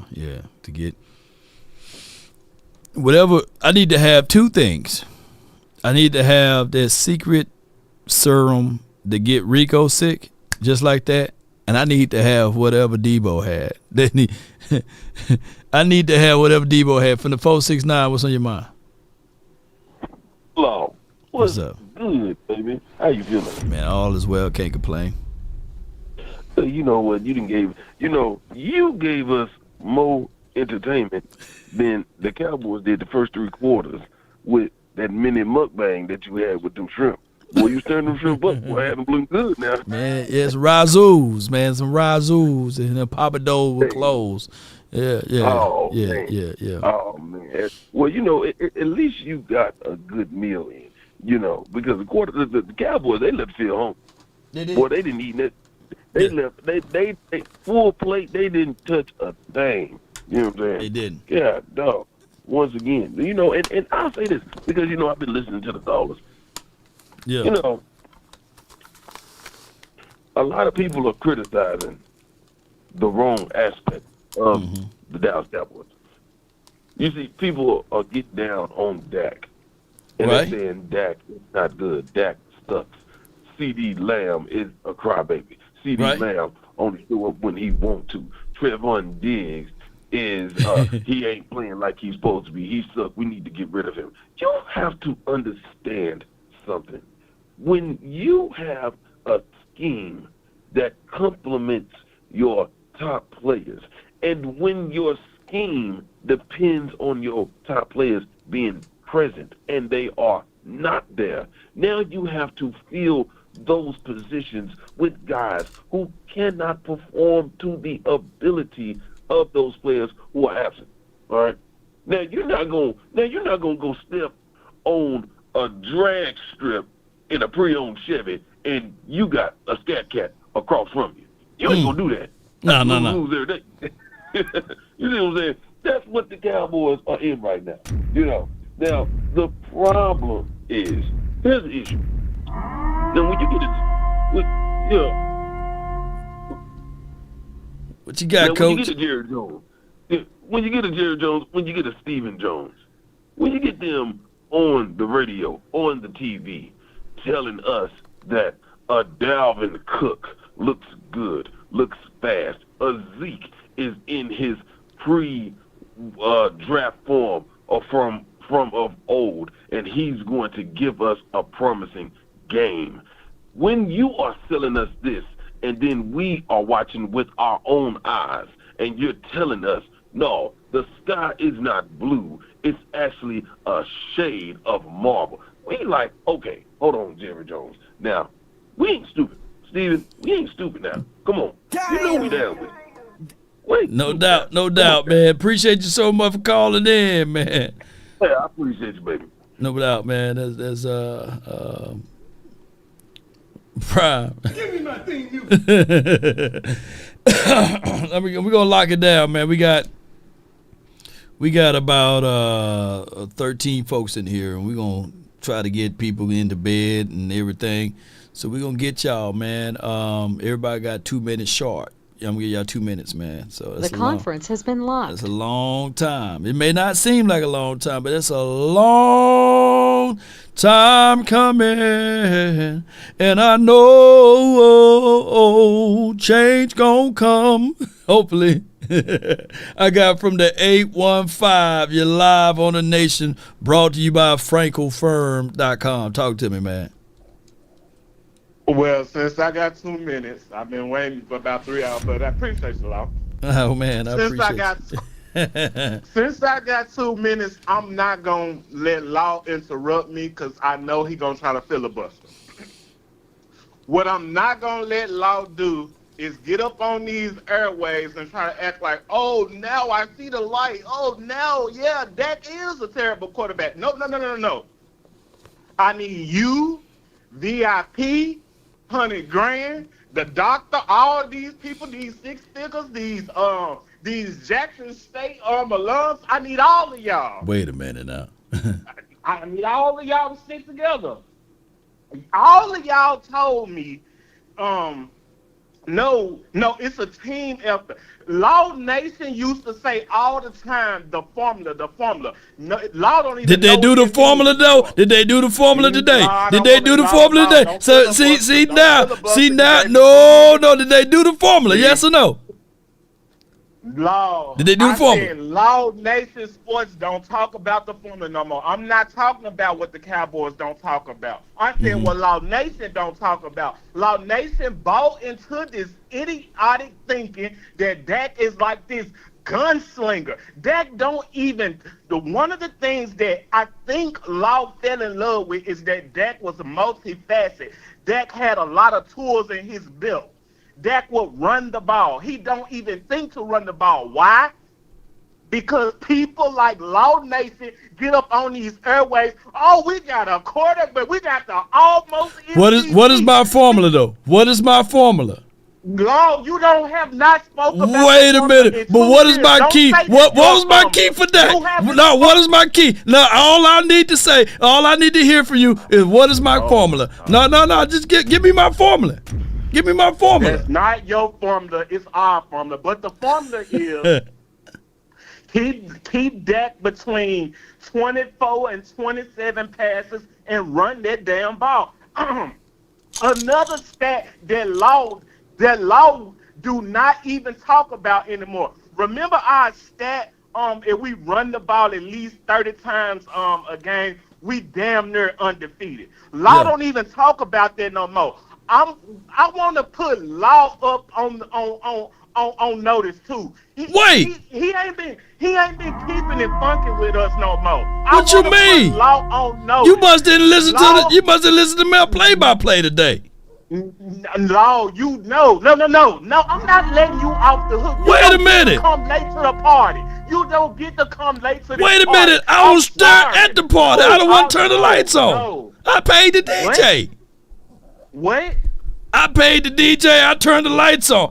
I said literally, Dak Prescott, he still need X, Y, and Z things in order to win. Huh? No, I don't want to. No. Come on with. Excuse me, Brandon. Excuse me. Now. You done went over your time. Now it's supposed to be my time. It's supposed to be my time. But excuse me. I thought that I heard from you that you said that you don't judge Dak Prescott during the regular season. You got to be waiting on play. You got to be waiting on playoff Dak. So hey, at the end of the day, this doesn't matter because it's not the playoff. I appreciate you for calling in, big dog. Hey. One more thing. I'll give you one more thing. One more thing. I'm going to say this in closing. Law Nation Sports said he got a degree in mathematics. No. Business administration, concentration, econ. Top of my class. Okay, Yeah. Business administration. Let me get this out. Go ahead. Law Nation Sports would never pay the 12th best mechanic 6% more than the best mechanic to fix his car if he was on the road with his kids and he needed it right now. How about them Cowboys Shout out to Law Nation. He ain't been keeping it real. He Shit. You need to start keeping it real. No doubt. No doubt. I thought for sure. Now, he know my formula, and I have that formula. Now, if we know these things, how come the front office don't know those things? So it goes right into the argument that he was trying to have with me. I need to have Dak Prescott anywhere between 24 and 27 attempts. I need for them to absolutely run the ball. And, hey, we was on the final word the other day when we absolutely beat the Pittsburgh Steelers, by the way, and they did the 30 for 30. That's Big Game James thing, 30 for 30. But I'm 24 for 27. I want Dak Prescott to be in that number. I think that Dak Prescott, I'm going to say it till I'm Cowboys blue in the face. I want Dak Prescott to at least understand this, that he's a play-action quarterback. Yes, he can probably spread the ball out, but there are law of diminishing rates of return. The more times that he throw the ball over that 27 to 28 times a game, the more likely he will throw an INT. You got to have run game with Dak Prescott. And here's what I said, and I stand on business with this. If Roger Staubach needed Tony Dorsett, Dak Prescott going to need a running game. If Troy Aikman needed Emmitt Smith, number 22, then Dak Prescott going to need run game. You can't have both of the best quarterbacks to ever grace this game without run game to expect them to win, but you expect Dak Prescott to win without run game. It don't make sense that way. And on top of that, ladies and gentlemen, this is for the haymaker because I've been saving this one in my back pocket. If Roger Staubach needed doomsday defense, what the hell Dak Prescott would need? If Troy Aikman with the run game, plus with the playmaker, plus with that offensive line, needed a number 2, number 1, respectfully defense, what the hell do y'all think Dak Prescott need? So that's simple. I can't believe somebody think that they can out-debate me with that. There's nobody that's lived or going to live that will live that can out-debate those things because you can't point out a time whereas Roger Staubach didn't have the doomsday defense, didn't have Tony Dorsett. You can't point out a time that even Troy Aikman, who's one of the greatest quarterbacks to ever wear the silver and blue with the star on the side of the helmet, you can't point out a time that he was able to win the Super Bowl without Emmitt Smith and that offensive line in 88 and also that defense. Come on, baby. So slap your neighbor and tell him that you learned something today, that the law have spoken and no one is above the law. Let's go, baby. No one is above the law. Come on, baby. Let's hear it again. Yeah, where my button at? Are you not entertained? Are you not entertained? Come on. Are you not entertained? I bet you no one can out-debate that because those are facts. Come on, baby. Are you not entertained? They can come closer than close. Yeah. Original, they never will be. All right. I got from the 623. You're live on the Nation, brought to you by FrenkelFirm.com. Talk to me. Needed a number 2, number 1, respectfully. It's so good. He listening to it. There you go. I got from the 919. What's on your mind? What's good? Hey, Law, can you hear me? What's good? Yeah, I can hear you. Bro, you need to ban whoever that fool was that called you on that one. I'm sorry. Man, you just wasted your time and breath on that guy. I don't know who that was. But listen, brother, as much as I love my Cowboys, I don't know how old you all are, but I think that we might have seen our very last Super Bowl for quite some time. I said back in 1996. Right. And I thought that this might be possible because of the way that the Jones family run their organization. Because I said to everybody when we had the bye week, everybody was talking about, man, we're going to scheme this and we're going to scheme that and we're going to come up with that play. I said, no, we're not. And as we saw tonight, they're going to come up with the exact same play that they have always done. I say this gotten so bad to the point now, I can predict which gap they're going to hit when it's time to run up the route. You know what I'm saying? Right. It's that bad. And the thing is, you would think, and like I said, they can get rid of Mike McCarthy, but it doesn't matter who we bring up in there, because you want to know why? As long as the Jones family has say on how the shit needs to be run. Because guess what? When Mike McCarthy goes, all of a sudden he going to miraculously know how to, call a game again. Look at what Washington is doing. Yeah. We sat there and said that defensive guy lost his edge, lost this, lost that, and look what he's doing with the Washington Commanders. It makes me wonder, wow, was it really the coaches, or was it the higher ups telling them what is needed, or what they wanted from them, as far as what they want their team to do? So yeah, man, it's heartbreaking to see this team continuously call the same bad ass games. Right. Yeah. No, you good. You good. Oh, okay, yeah, week after week after week, and no changes whatsoever. And I guess they think we're stupid as hell because they can talk as good as they could at the press conference, as if they're going to change it. And the one thing I want to see Dak do, because this was on Dak tonight, and I'm gonna tell you why it was on Dak. Because he keep trying to satisfy CeeDee Lamb. Because see, if I'm the leader of that damn team, I'm telling CeeDee Lamb to shut the F up. If you're open, you'll get the ball. If not, I'm going to the open man. This is the Dak Prescott that I miss. The Dak Prescott, like he did say, the one thing he said, that used his legs. The Dak Prescott that if he had a chance to get a first down, instead of trying to always go for the home run, get the first down. Wear that defense out. You'll see better red zone production if you do that. But instead, again, yeah, man, it's just killing me. They can't go nowhere east to west, but they can go down south, go right through the middle, and no changes, no scheming in the run game, none whatsoever, none, man. It's like they don't. No doubt, man. Hey, jump in tomorrow, though, man. You got some good ether there. Appreciate you, man. Thank you so much for calling in, man. All right, Lord, man. Have a good night, brother. Appreciate the flowers, too, man. It was a good call, man, altogether, man. I got from the 619, you're live, and then I got the 903. For 619, you're live. Talk to me. What's up, Law? Oh, what's up? Hey, shit. Hey, man, first of all, man, I got to give you your props, man. I believe your word, bro, about your formula, about the running game that we don't have and the receivers and stuff like that, man. But I'm going to blame everything on one thing today, man. What's that? The mismanagement of this team. Okay.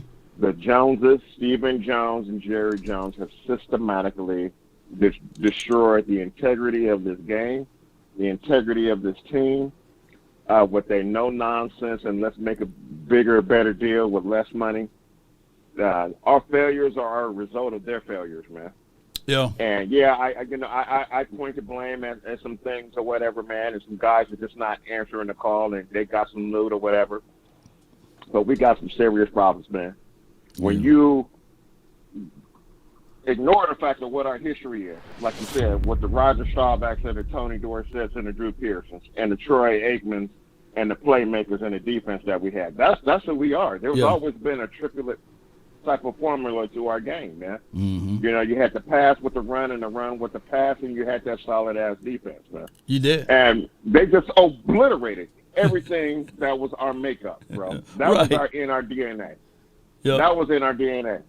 So when Big Daddy, he wants to come and land his helicopter on the practice field and interrupts the practice, that's just him being in his Big Daddy ass ways and saying, hey, no matter what you like or what you don't like, I'm going to run it. I'm going to run it this way, that way, into the ground, and ain't a damn thing you can do about it. Yeah. And so I put the blame all on him. Because if Jerry Jones and Stephen Jones are sitting here in front of me right now, I'll tell them exactly the same thing I'm telling y'all. It's on them. This is their fault. He can sit there in the owner's box and look all pissed off but he can't do nothing but look at the man in the mirror and be pissed off at himself and him and his son. They have systematically run this team in the ground, and that's on them. And that's why we're not playing ball. You know, that's what Jerry would say, though. What's your point? Well, my point is, he's the point. The reason that the outcome that we're getting is directly from mismanagement, coaching, and player personnel, and people playing their roles on this given team. That's all I got to say, man. No doubt, man. Appreciate you. Thanks for calling in, officer. Hey, you have a good one, okay? All right, dog. No doubt. That's Officer Larkins, man. Always good call from him. That was Jerry. Jerry himself is a guy that he wants to win. Ultimately, he wants to win, but he wants to win it his way. And unfortunately, the Cowboys, it's not going to happen that way anytime soon if he continue to disregard like the small things, man. All right, let me let the next caller in from the 903. Lady Jessica, you're live. Talk to me. Law. I'll tell you like this. I'm sick of y'all with this every time a pick happens. But you forget this man throwing to CD Lamb. The ball hit the man in the back. Had he turned around and caught the ball, he wouldn't have got picked. Had he not let the man get in between him and the ball, it wouldn't have got picked. Yeah. Y'all expect Dak to work miracles behind this O-line and keep letting him get hit. They need to make sure Dak ain't got no concussion, first of all. Because all the hits he done been taking from the past 4 games is ridiculous. But y'all expect him to throw the ball and see the field, but yet he got to constantly try to maneuver around and get away from getting hit and get sacked. But y'all want him to get out there and work miracles. Brandon, don't ever call in here and try to disrespect Law ever again. I'm so sick of you. But you got players, and you see when Dak stopped throwing the CD, being forced to throw it to CD and start throwing it to other players, the ball started moving down the field. And then he want to come in and start trying to make a TD to make like he doing something. Dude, had you not been acting a fool in the third quarter and paying attention and Dak's trying to get the ball to you, you allowed that man to pick that ball. This man not out there literally throwing interception on purpose. He's trying to be forcefully give the ball to the clown that wants to be a clown at times in the game when we are at point trying to get points. But y'all want him to get out there and be talking about Tony Romo. Tony Romo was getting crushed and bombed out to himself. So don't keep talking about Tony Romo. That man up there in that doggone booth. And get over the fact that Daxton got his bag. That boy worked for it. This boy been on a rookie contract all the way up to Jerry just paid him. So get out of his pocket. He deserved his $60 million. His money ain't got nothing to do with what he need on that field. He need a better, powerful O-line like he had when he was getting the ball down the field. Yes, I said he need to move around and run and use his leg, but every time he tried to run and use his leg, he got popped. So do y'all want him to get his leg broke in, and then y'all end up with Trey Lance or old boy who threw a pick also, who ain't in, Cooper Rush? Y'all get on my nerves. Y'all want this boy to do so much, but he ain't got nobody helping him. Then you got the poor coaching play call. Are you serious? Jerry Jones doing what Jerry Jones do, but y'all want to always blame this man. Go talk to Jerry and get up out of his pocket, because I'm sick of y'all. Either you for the Cowboys or you're not. I was for them when they didn't win but one game here, and I'm for them now.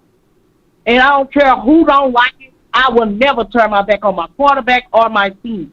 But I'm going to say what I say. CD needs to stop playing games and do his job.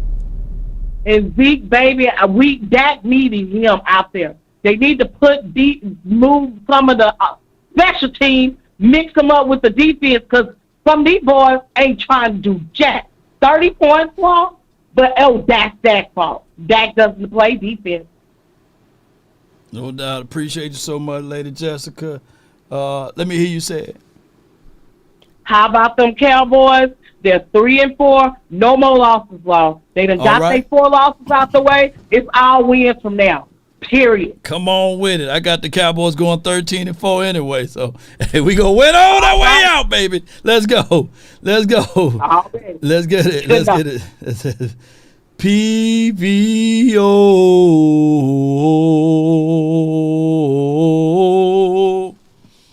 Oh. PVO.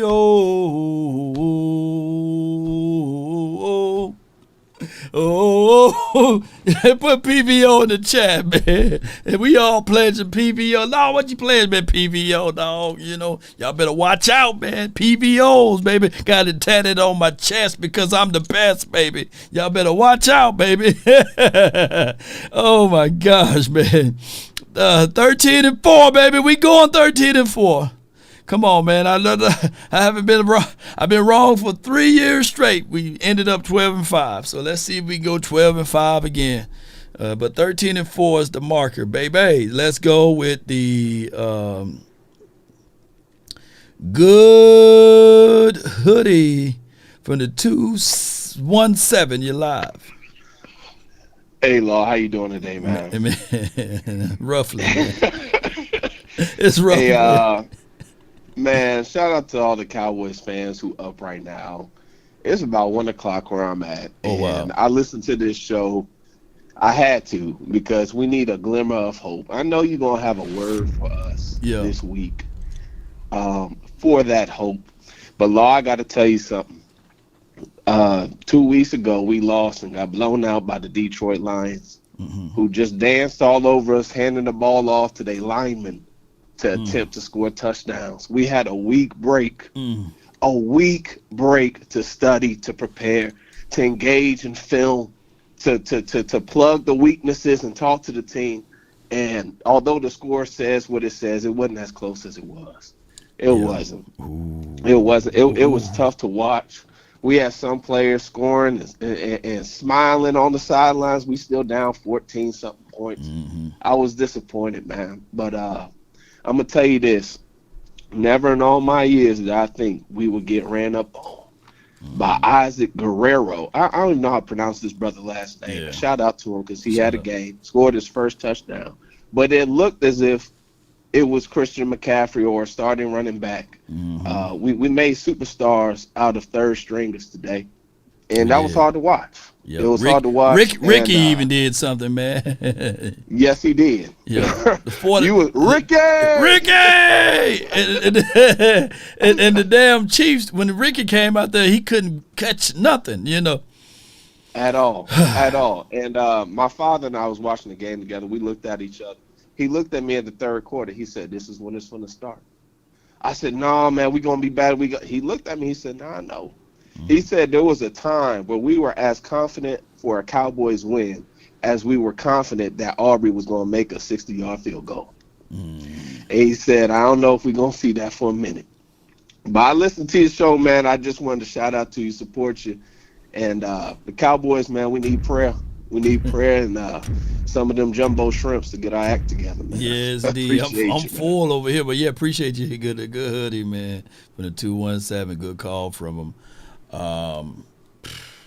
It's you know what hurts more than anything, and some of you guys experience this. It's not living up to your potentials.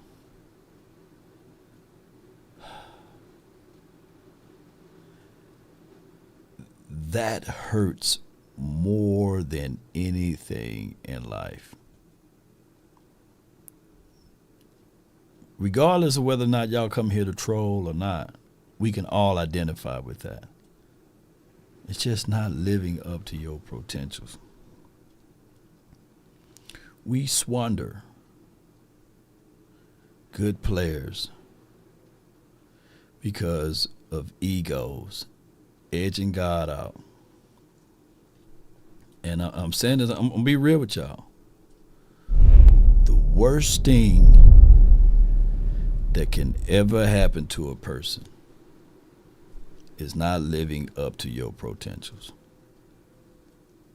Not operating in your purpose, not believing in yourself, and not understanding the task at hand. The Dallas Cowboys, for the last 28 years, you can add 29, they never live up to their potentials. They get short-sighted. They have the egos edging God out. And they say, hey, these are the things that I can do. We can go down that list.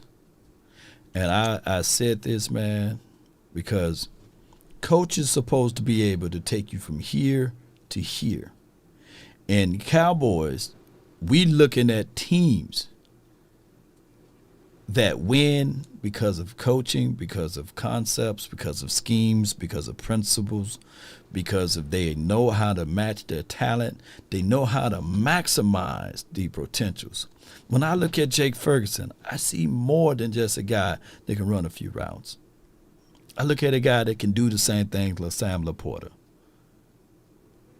When I look at the fact that a few years back, when we had, y'all just don't understand, when we had Ezekiel Elliott and Tony Pollard, don't you know that that combination is equivalent to what we are damn seeing for the Detroit Lions? But by us not having the capability of someone knowing how to utilize those two, we never got a chance to see it because we never lived up to those potentials. When I said back in the days, man, when we saw Martellus Bennett and Jason Witten, that was like the damn Gronkowski and the Aaron Hernandez, whoever that guy is, that doing some whole bunch of Diddy stuff. But now may he rest in peace wherever he may be. You know, we never lived up to those potentials. Tony Romo, the undrafted guy that can sling the ball, accurate, got all of these Cowboys records. Never lived up to his max capabilities as it relates to potentials, because you can't pull from something that don't know how. DeMarcus Ware never lived up to his potentials wearing the silver and blue. Went to a whole new team and got him a Super Bowl ring. Did he get 2 or 1? I forgot. But got him a ring. Never live up. I can go on. I can do this for hours. Skipping on TJ Watt. Yeah, Captain. Yeah.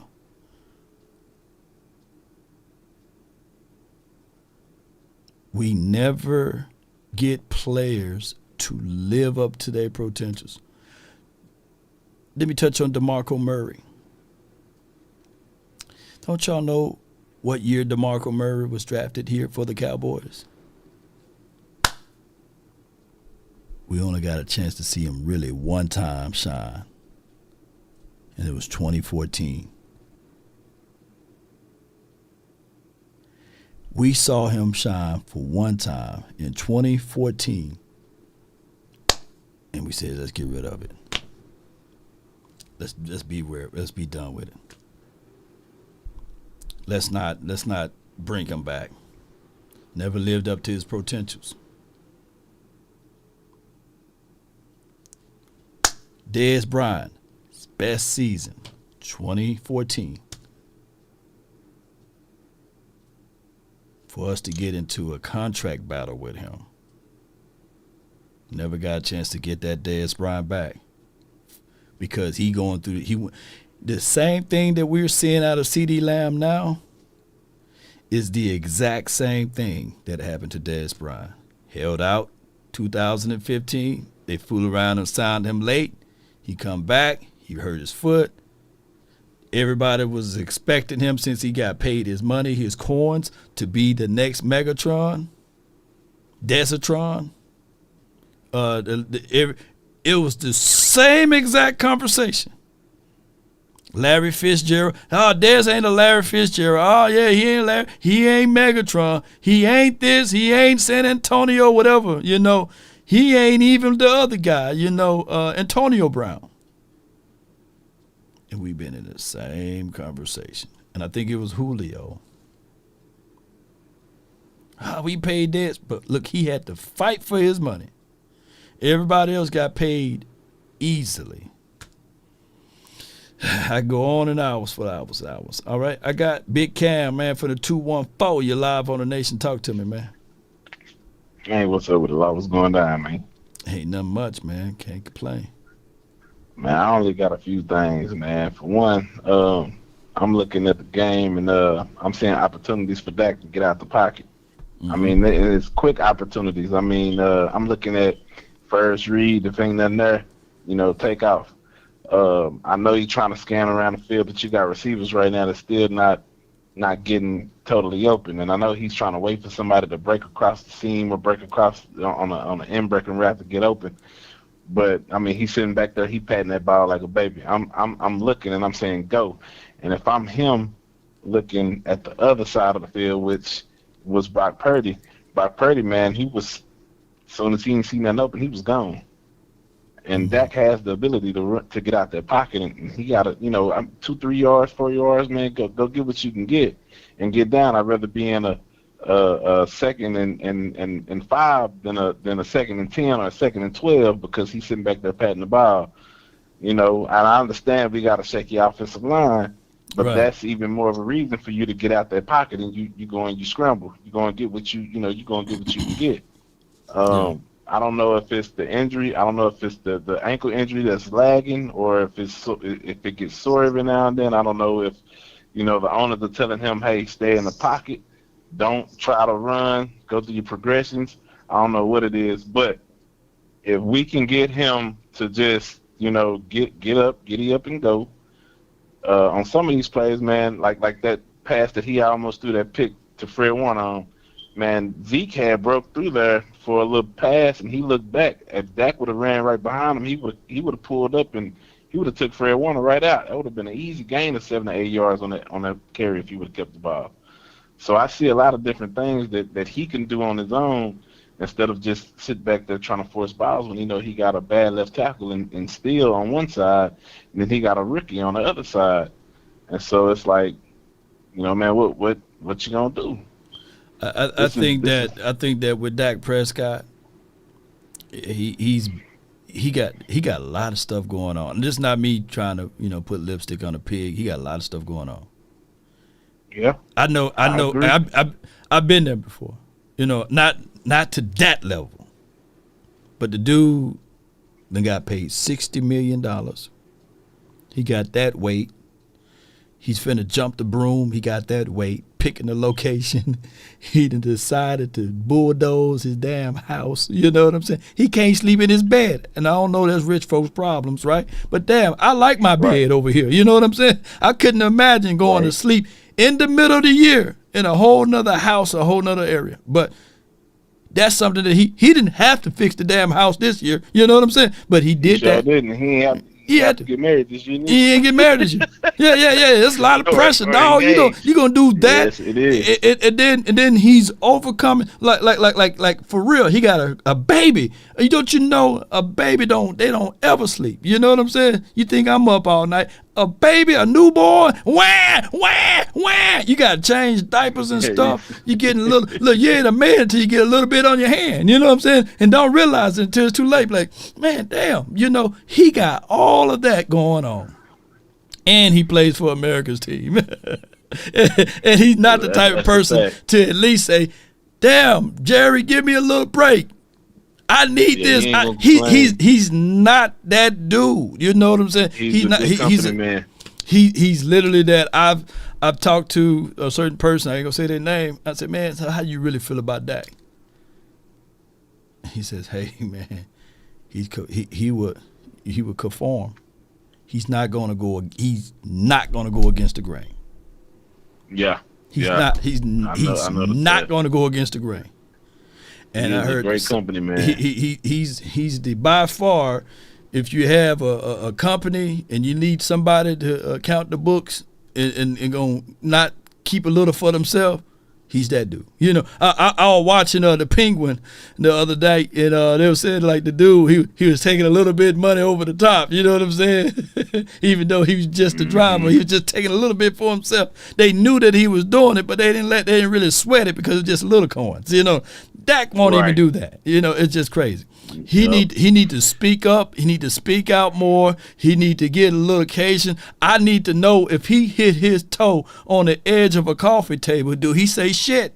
Do he say damn, fuck, or something? You know what I'm saying? Do he do any of those things, right? Right. Or do he say, oh, my bad, the table shouldn't have been there? So check this out, love. Yeah, you know I gotta go off on a tangent because I always go off on the side note tangent when I'm discussing the Cowboys. Cowboys fans, I need y'all to realize something. When they say that the NFL is a business, the NFL is a business. Jerry Jones helped the Rams relocate from St. Louis to Los Angeles for a reason, because it's a business. They wasn't getting any money. The Detroit Lions are in the position that they're in right now because I don't know if y'all remember, but in 2013, the city of Detroit filed for bankruptcy. It's a business. The Cowboys aren't in any predicament to where they have to win games or even have to win Super Bowls. It's the reason why Jimmy Johnson and Jerry Jones couldn't get along, because one wanted to run a business and the other one wanted to play football. The other one wanted to win Super Bowls. It's not as important. If you look at the GDP of Kansas City right now, their GDP is about $160 billion, while DFW Metroplex is at about $777 billion. We don't need another Super Bowl here, and Jerry Jones knows that. It's all about business. It's a business. It's a business feat. This has nothing to do with the NFL. Jerry Jones is going to continue running this team as long as the fans keep filling up the stadium and filling up the stands and keep buying merch and keep on buying jerseys and keep on selling out. We have so many fans around the world. Oh, Big that Cat. we don't have to win another. We don't have to win another Super Bowl for another 20 years. Boy, see, I didn't know we were gonna get to that talk tonight, man. But yeah. Nah, I just had no. fans, You spitting facts. Because fans they don't realize the business side of the NFL, and when a lot of these teams aren't performing well, they become, it's a risk for the NFL. Take the Raiders. Everybody knows San Francisco and Oakland. San Francisco's right across from Oakland. Everybody know the Oakland Bay Bridge separates the two cities. Well, the city of Oakland was doing really bad. They had to move that team to an up-and-coming place, which was Las Vegas. The Cowboys and the Raiders are the same team. The only difference between the Cowboys and the Raiders are the Cowboys have about $406 million more dollars than the Raiders, making the Raiders the second most valuable franchise in the NFL. They don't have to win Super Bowls. They're really just filling up these seats. You know why? And how do they vote upon saying not New Orleans having the Super Bowl there? You know what I'm saying? And exactly. And you know, it's supposed to at least get back to Dallas by now, but it's a business. Dallas not struggling like that. It's the Cowboys are only looking to get boxing matches and TV deals at this point. Yeah, they can make that money. They can make that money doing multiple things. Yeah. Exactly. And then Jerry Jones owns. There's a set. I know some people that stays in these apartments. They said Jerry owns those apartments, and it's all around SoFi. It's all around SoFi Stadium over there, where he done leveled the deal for Kroenke to get there. Exactly. I mean, he making a lot of money off of real estate. Most billionaires gets it from real estate too. Yeah. And one more thing, how much money do we have right now in cap? Because I believe it's somewhere in the 29-30 million. Yeah, 20, we have the money to sign players. Yeah, he got the money. It's not about signing players. Remember this, and you was right, Lau. Dak can't do it by itself, and Dak can't do it with one receiver. If y'all know anything about our 90s team, I don't know if a lot of y'all remember Alvin Harper. He went on side of Michael Irvin. So Jerry Jones knows exactly what we need, but will he go and get what we need? No, because that's not his priority. His priority is running his brand first, his business. And he knows that his business is going to generate revenue no matter whether we go 0-16 or whether we go 15-1 or 15-2 now. We're going to continue to build revenue, and then as long as because half of our fan base is delusional, the other half know they stuff. And for the delusionals, you're going to go to the game no matter what the Cowboys are doing. Y'all going to click the TV and watch it no matter how they doing. Y'all going to cheer. Y'all going to get upset. Y'all going to get in y'all feelings when they lose. And then y'all will be right back next week doing the same thing until the true fans and diehards come under one umbrella and say, hey, we're not supporting this crap no more. That's when Jerry Jones will say, you know what? I better go and get another receiver. But you know the only thing about that number gonna always be smaller. It's gonna always be smaller. It's smaller. You are right. It's always the smallest you number. Are right. Man. You are right. I mean, hey man, Cam, you killed it, bro. Appreciate you for calling in, bro. Good call from you. You know it. Hell yeah. You know it. And don't y'all sleep on Atlanta. They got to pay that stadium off too. They got to pay that. Yeah, Hey, I'm banking on Atlanta because it's Kirk Cousins for some reason. I don't know what it is about Jerry Jones and Kirk Cousins, but I believe the Cowboys will win next week. The 49ers would have been at risk of going 3-5 tonight. That would have been bad for the NFL. I don't see the Cowboys going 3-5 next week. I see them going 4-4. No doubt, man. Appreciate you, Big Cam. With the Falcons. No doubt, man. Appreciate you, bro. Yeah. I mean, shoot, I can't feel sorry for Dak Prescott making $60 million. I ain't trying to make Dak ain't gonna give me none of that money. Dak, if you a real one right now, Dak, cash at me $1 million right now. Cash App Tad $1 million and send it over to me, and just give me $300,000 off of it. Dak ain't finna give nobody else like me that damn money. Yeah, Dak ain't finna give no brother no money from Mississippi. Shoot, Dak is not about to give me that $60 million.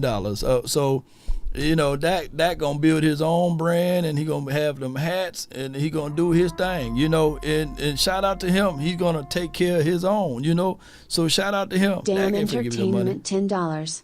This feels like a funeral. Fire the GM and Mike McCarthy. For everybody blaming Doc, get out your feelings. Doc needs to grow a pair and stand up to Mike and tell him this SHT ain't working. Yup. Dak. Yeah. I can tell you one thing. You're right. You know, Dak going to have to. He's going to have to, literally, say, hey, this is not going to work. I need weapons. I need help. I'm standing, is me, oh Lord, standing in the need of prayer. Hey, he gonna have to say it. He gonna have to ask for those things. He's gonna have to ask for it. He'll have to declare and decree, I need help. If not, if we expecting for Cavante Turpin to catch that ball or Jalen Brooks to catch that ball, look around the league, open your eyes up. No one else is buried with those particular expectations. That's winning games. Even to the degree y'all talk bad about Kansas City weapons. But Scott Moore wasn't a 5th round or a 6th round draft pick. He wasn't undrafted, by the way. He was a 1st or 2nd round draft pick for them. Xavier Worthy, he's a 1st or 2nd round. He's a 1st round draft pick for them. Travis Kelce, when he retires, he's going to have a gold jacket for him. They went and got weapons as it relates to that running back. Kareem Hunt, he's not no slouch as it relates to that system. So and they went and got a D-Hop. Yeah. He says, just these law, these trolls are this your home state. Well, you know, some of the greatest people come from Mississippi, man. Morgan Freeman, you know, to a degree, you know.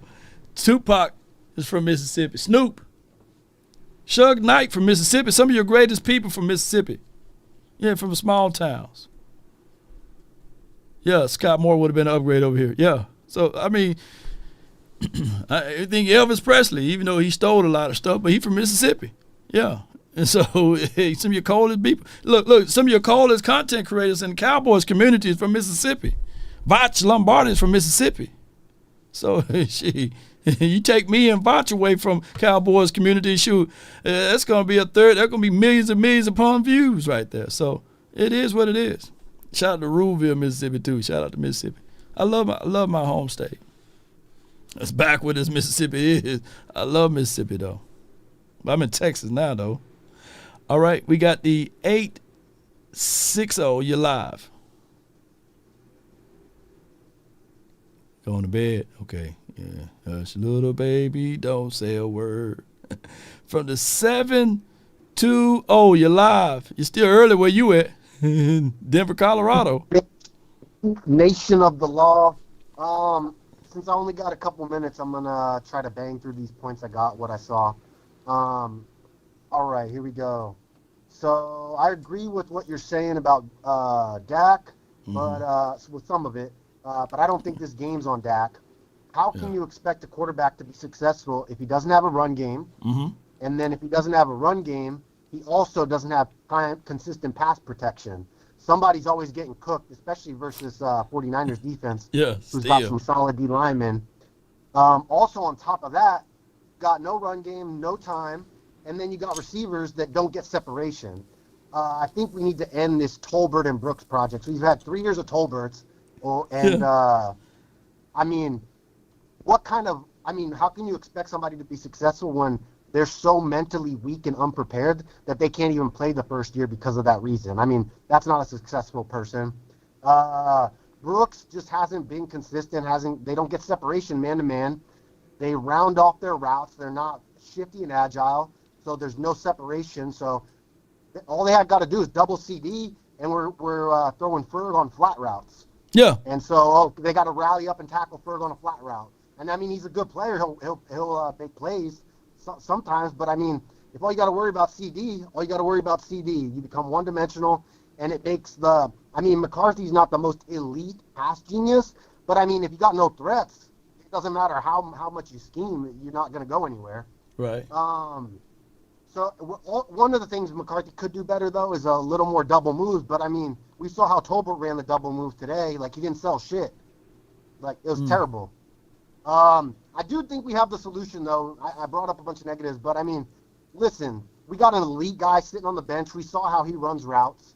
We saw how he can catch. He made a rookie mistake, and he fumbled. But Flo, he's got the juice. Coached by Chris Carter. 4.4 speed, elite size, elite route running, elite hands, elite athleticism, and he's shifty. Tolbert's not shifty. Brooks isn't shifty. And I mean, Turpin's good. He's just not. He's not a consistent, reliable hands. We got the answer on the bench waiting for us. So that's what I think about that. I made a couple notes. Let me just check one more thing before I go. Also, I mean, we're dogging on the defense, but for having two All-Pros out and a Pro Bowler, I mean, they did okay, they did pretty good actually today, except for in the third quarter. So yeah. And his new system. Yeah, I mean, we're just not very good at stopping a guy that can hit the hole fast too on the run game, and I mean that just kind of sucks, but that's probably a personnel thing, you know. No doubt. Yeah, but that's all I got for you. If you want to win, put Flo in, and I'll leave it on that. Thanks a lot. No doubt, man. Great call from you, man. Great call, man. The last Mohican up in there. And if you're a Mohican, charge it to my head, not my heart. Or charge it to this helmet, not my heart. All right, so...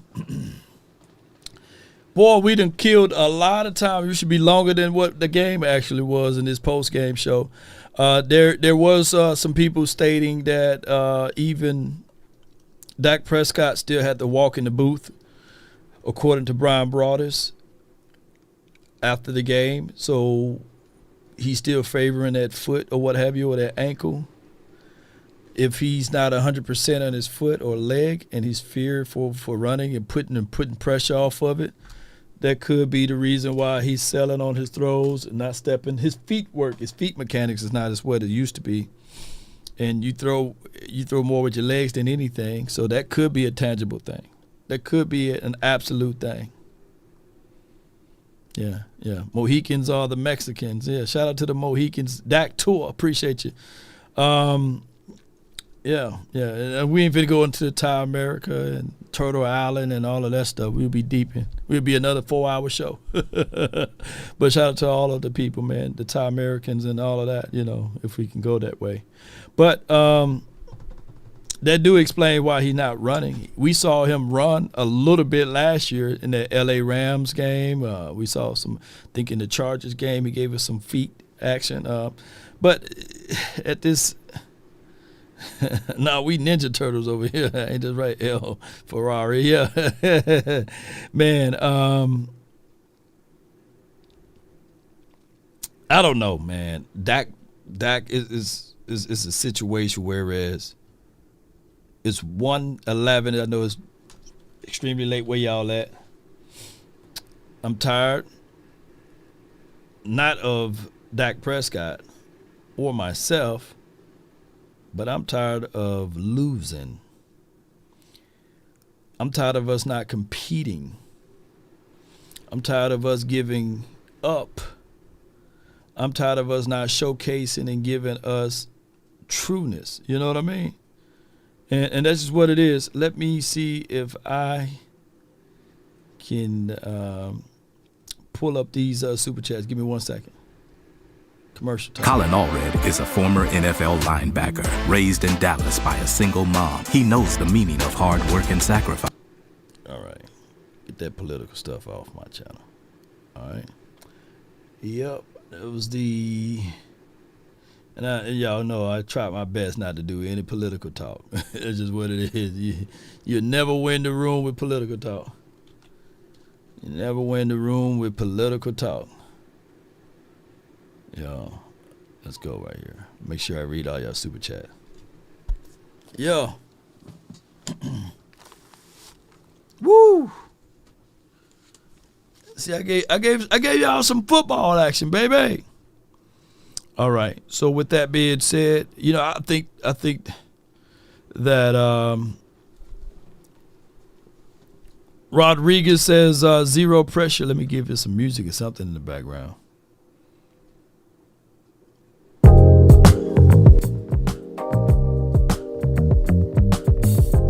Appreciate everybody. Zero pressure on Purdy until the fourth quarter. You're right. I read that one. Oh, you owe me a phone call, brother. You got my number. He called in already. McCarthy should see the writing on the wall. I agree, McCarthy. He should see the writing on the wall. Why would you, McCarthy, why would you want to fight and play for something that don't want to? Oh! McCarthy, why would you want to fight and play for something that something is not willing to fight to play for you? Let that sink in. Shout out to you for the $9.99. Shout out to you. Jerry Jones enabled his team hypocrisy, yeah. Joshua says, so is it Jerry and Mike fault that Dak had the ball down by 6 and choke? That's on Dak, Joshua.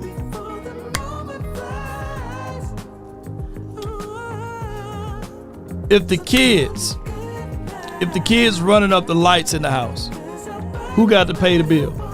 The kids or the parents? All right? Discipline got to come from somewhere. I think Dak also needs somebody to spit upon him and get some hard coaching. Bill Belichick always gave Tom Brady hard coaching all the way up until his last 3 or 4 final years. He says, Perk says, bro, when we gonna get some better play calling and plays? Dak run no more. McCarthy is some trash. This is some sick shit, law, I feel you, bro. Bobby says, just checking to see if you still them boys. I'm still them boys, baby.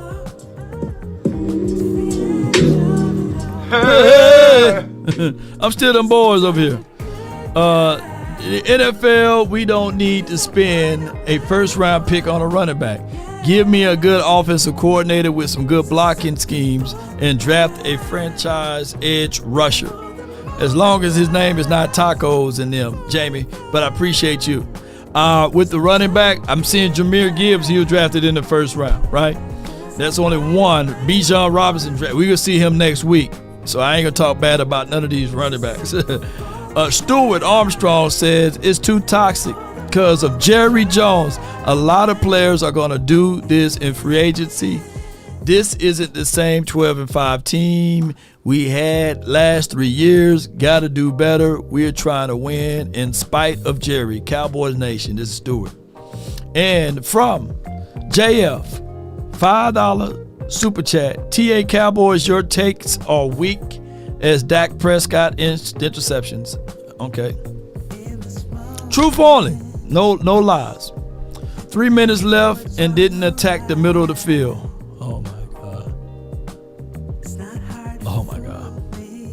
He ain't lying. No schemes. Yeah, you're right. Law and Law Nation. Let's get it. Running back, a wide receiver, and a defensive tackle.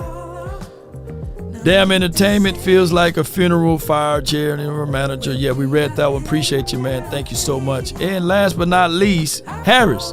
Terrence Steele is pure sewage. Yeah. Slap all of the haters. At this point, I wouldn't be surprised if the Kansas City Chiefs get Ashton Genty. You know what I'm saying? That's how this thing been working, man, with these draft picks. Cowboy Nation, I normally have something positive to say at the end of the day, but guess what? I got something positive to say at the end of the day. You know, at the end of the day, regardless of how we look at this, we know who the problem is. As I said before, the problem is the front office. The issue right now is Dak Prescott. The solution would be is to figure out ways to find another wide receiver to take pressure off of CeeDee Lamb and Dak, trying to force that thing. Jalen Tolbert, he's a good guy, good, humble guy. Talked to him before. Jalen Brooks, real good guy, real good guy. You can trust him with your daughters, ladies out there. Well, fellas and ladies out there. Kevontae Turpin.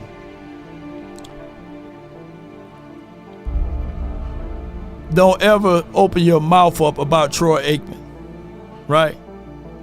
Fake outside noise and stuff like that. And I know you wanted to take this personal because of what Troy said. But at the end of the day, you are what you are. An end around guy, deep drag across the middle, a seam route guy.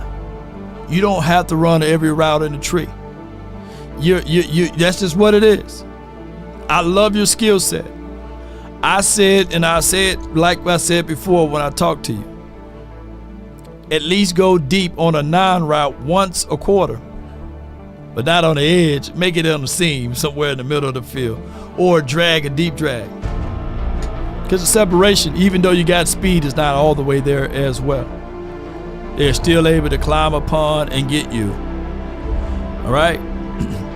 Zeke did decently, right? But we shied away from the run. And when you shy away from your identity,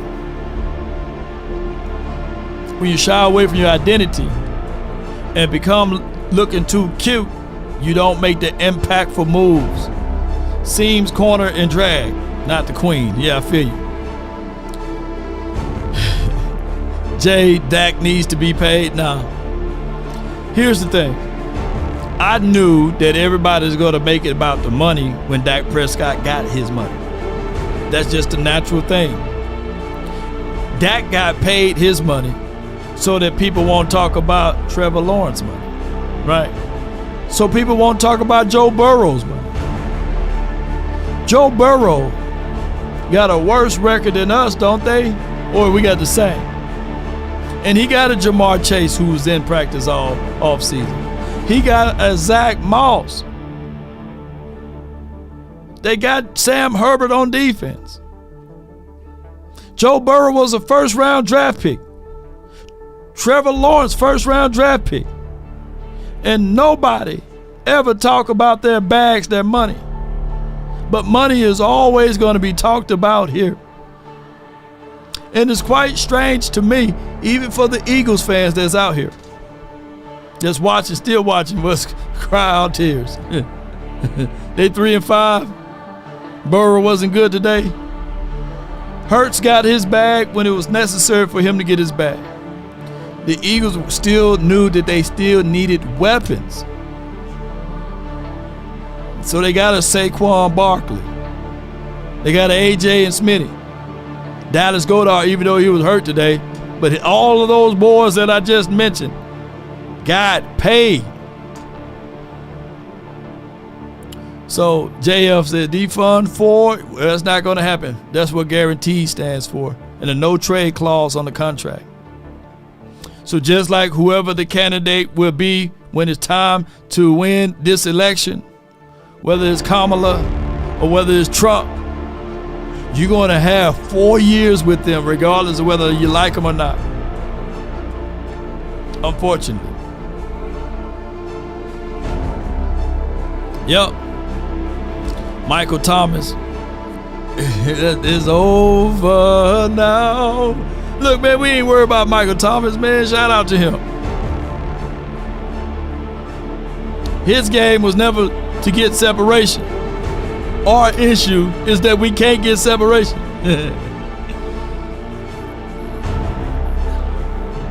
So on my way out, when you're up against your struggles, meet it squarely face to face. Lift your chin, set your shoulders, plant your feet, and take a brace. And when it's vain to try to dodge it, do the best that you can do. You may fall. You may conquer. See it through. Black may be the clouds about you, and your future may seem grim. Don't let your nerve desert you. Keep yourself in fighting trim. If worse is bound to happen in spite of all that you do, running from it will not save you. See it through. Ladies and gentlemen, appreciate everybody. Thank all of you guys for tuning in. Be sure to hit that like, share, and please go vote. Yeah.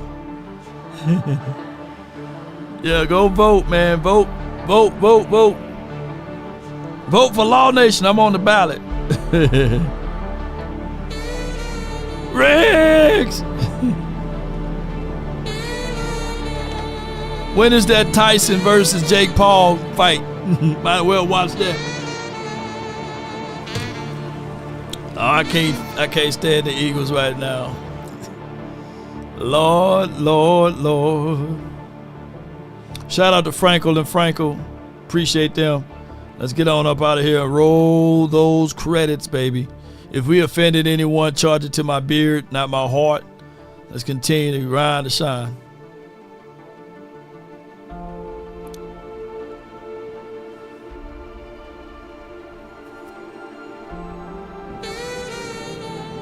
Swallowed up. Have you ever been swallowed up? Have you gone through a time of swallowing? Here we go! Shame. Are you not entertained? Shame. Are you not entertained? Shame.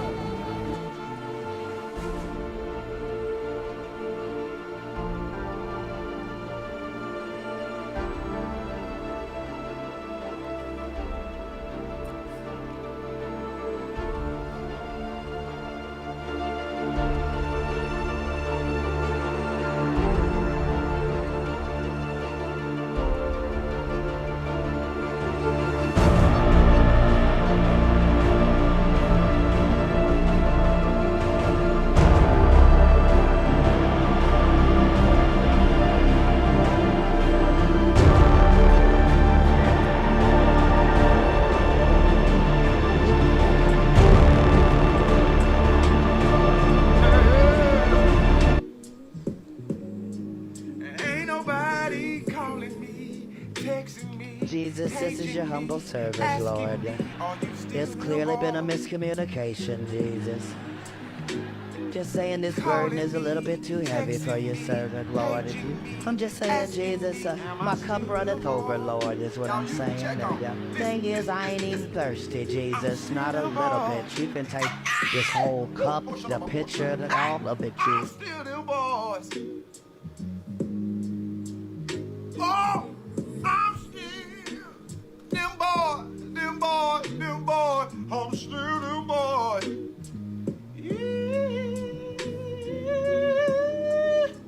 I'm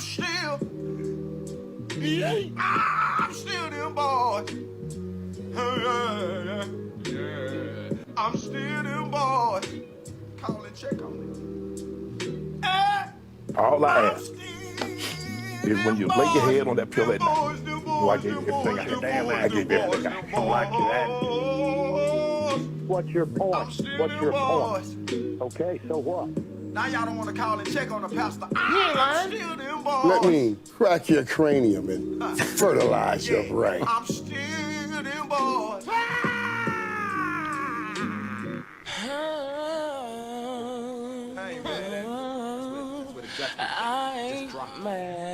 See, when you invest in something and you hustle and you work for something, you got a different type of attachment to it. You're going to have a cold day in hell for somebody to try to take this from you. We live by this, we die by this. We don't surrender, we don't retreat. Every man must search his own soul. I listen to that quote every morning. I want to get mine out the mud. I want mine out the dirt. I don't want no handouts. I don't want no celebrity to co-sign me and somebody to see me in the street and say, I remember when such and such put you on. No. It may sound harsh, but I'm going to beat myself up so the world can't beat me up. Because the world is a cruel place. It can be a beautiful place if you allow it to be. Once your perspective changes, that's when miracles happen. What else I got to conquer so I can get to the next level? What else? There's always going to be giants at the gate. If it ain't rough, it ain't us. Let's go. This is not your job. So it ain't like, why me? It's like, why not me? Let's do it. The flowers don't chase the bees. God sees the flowers.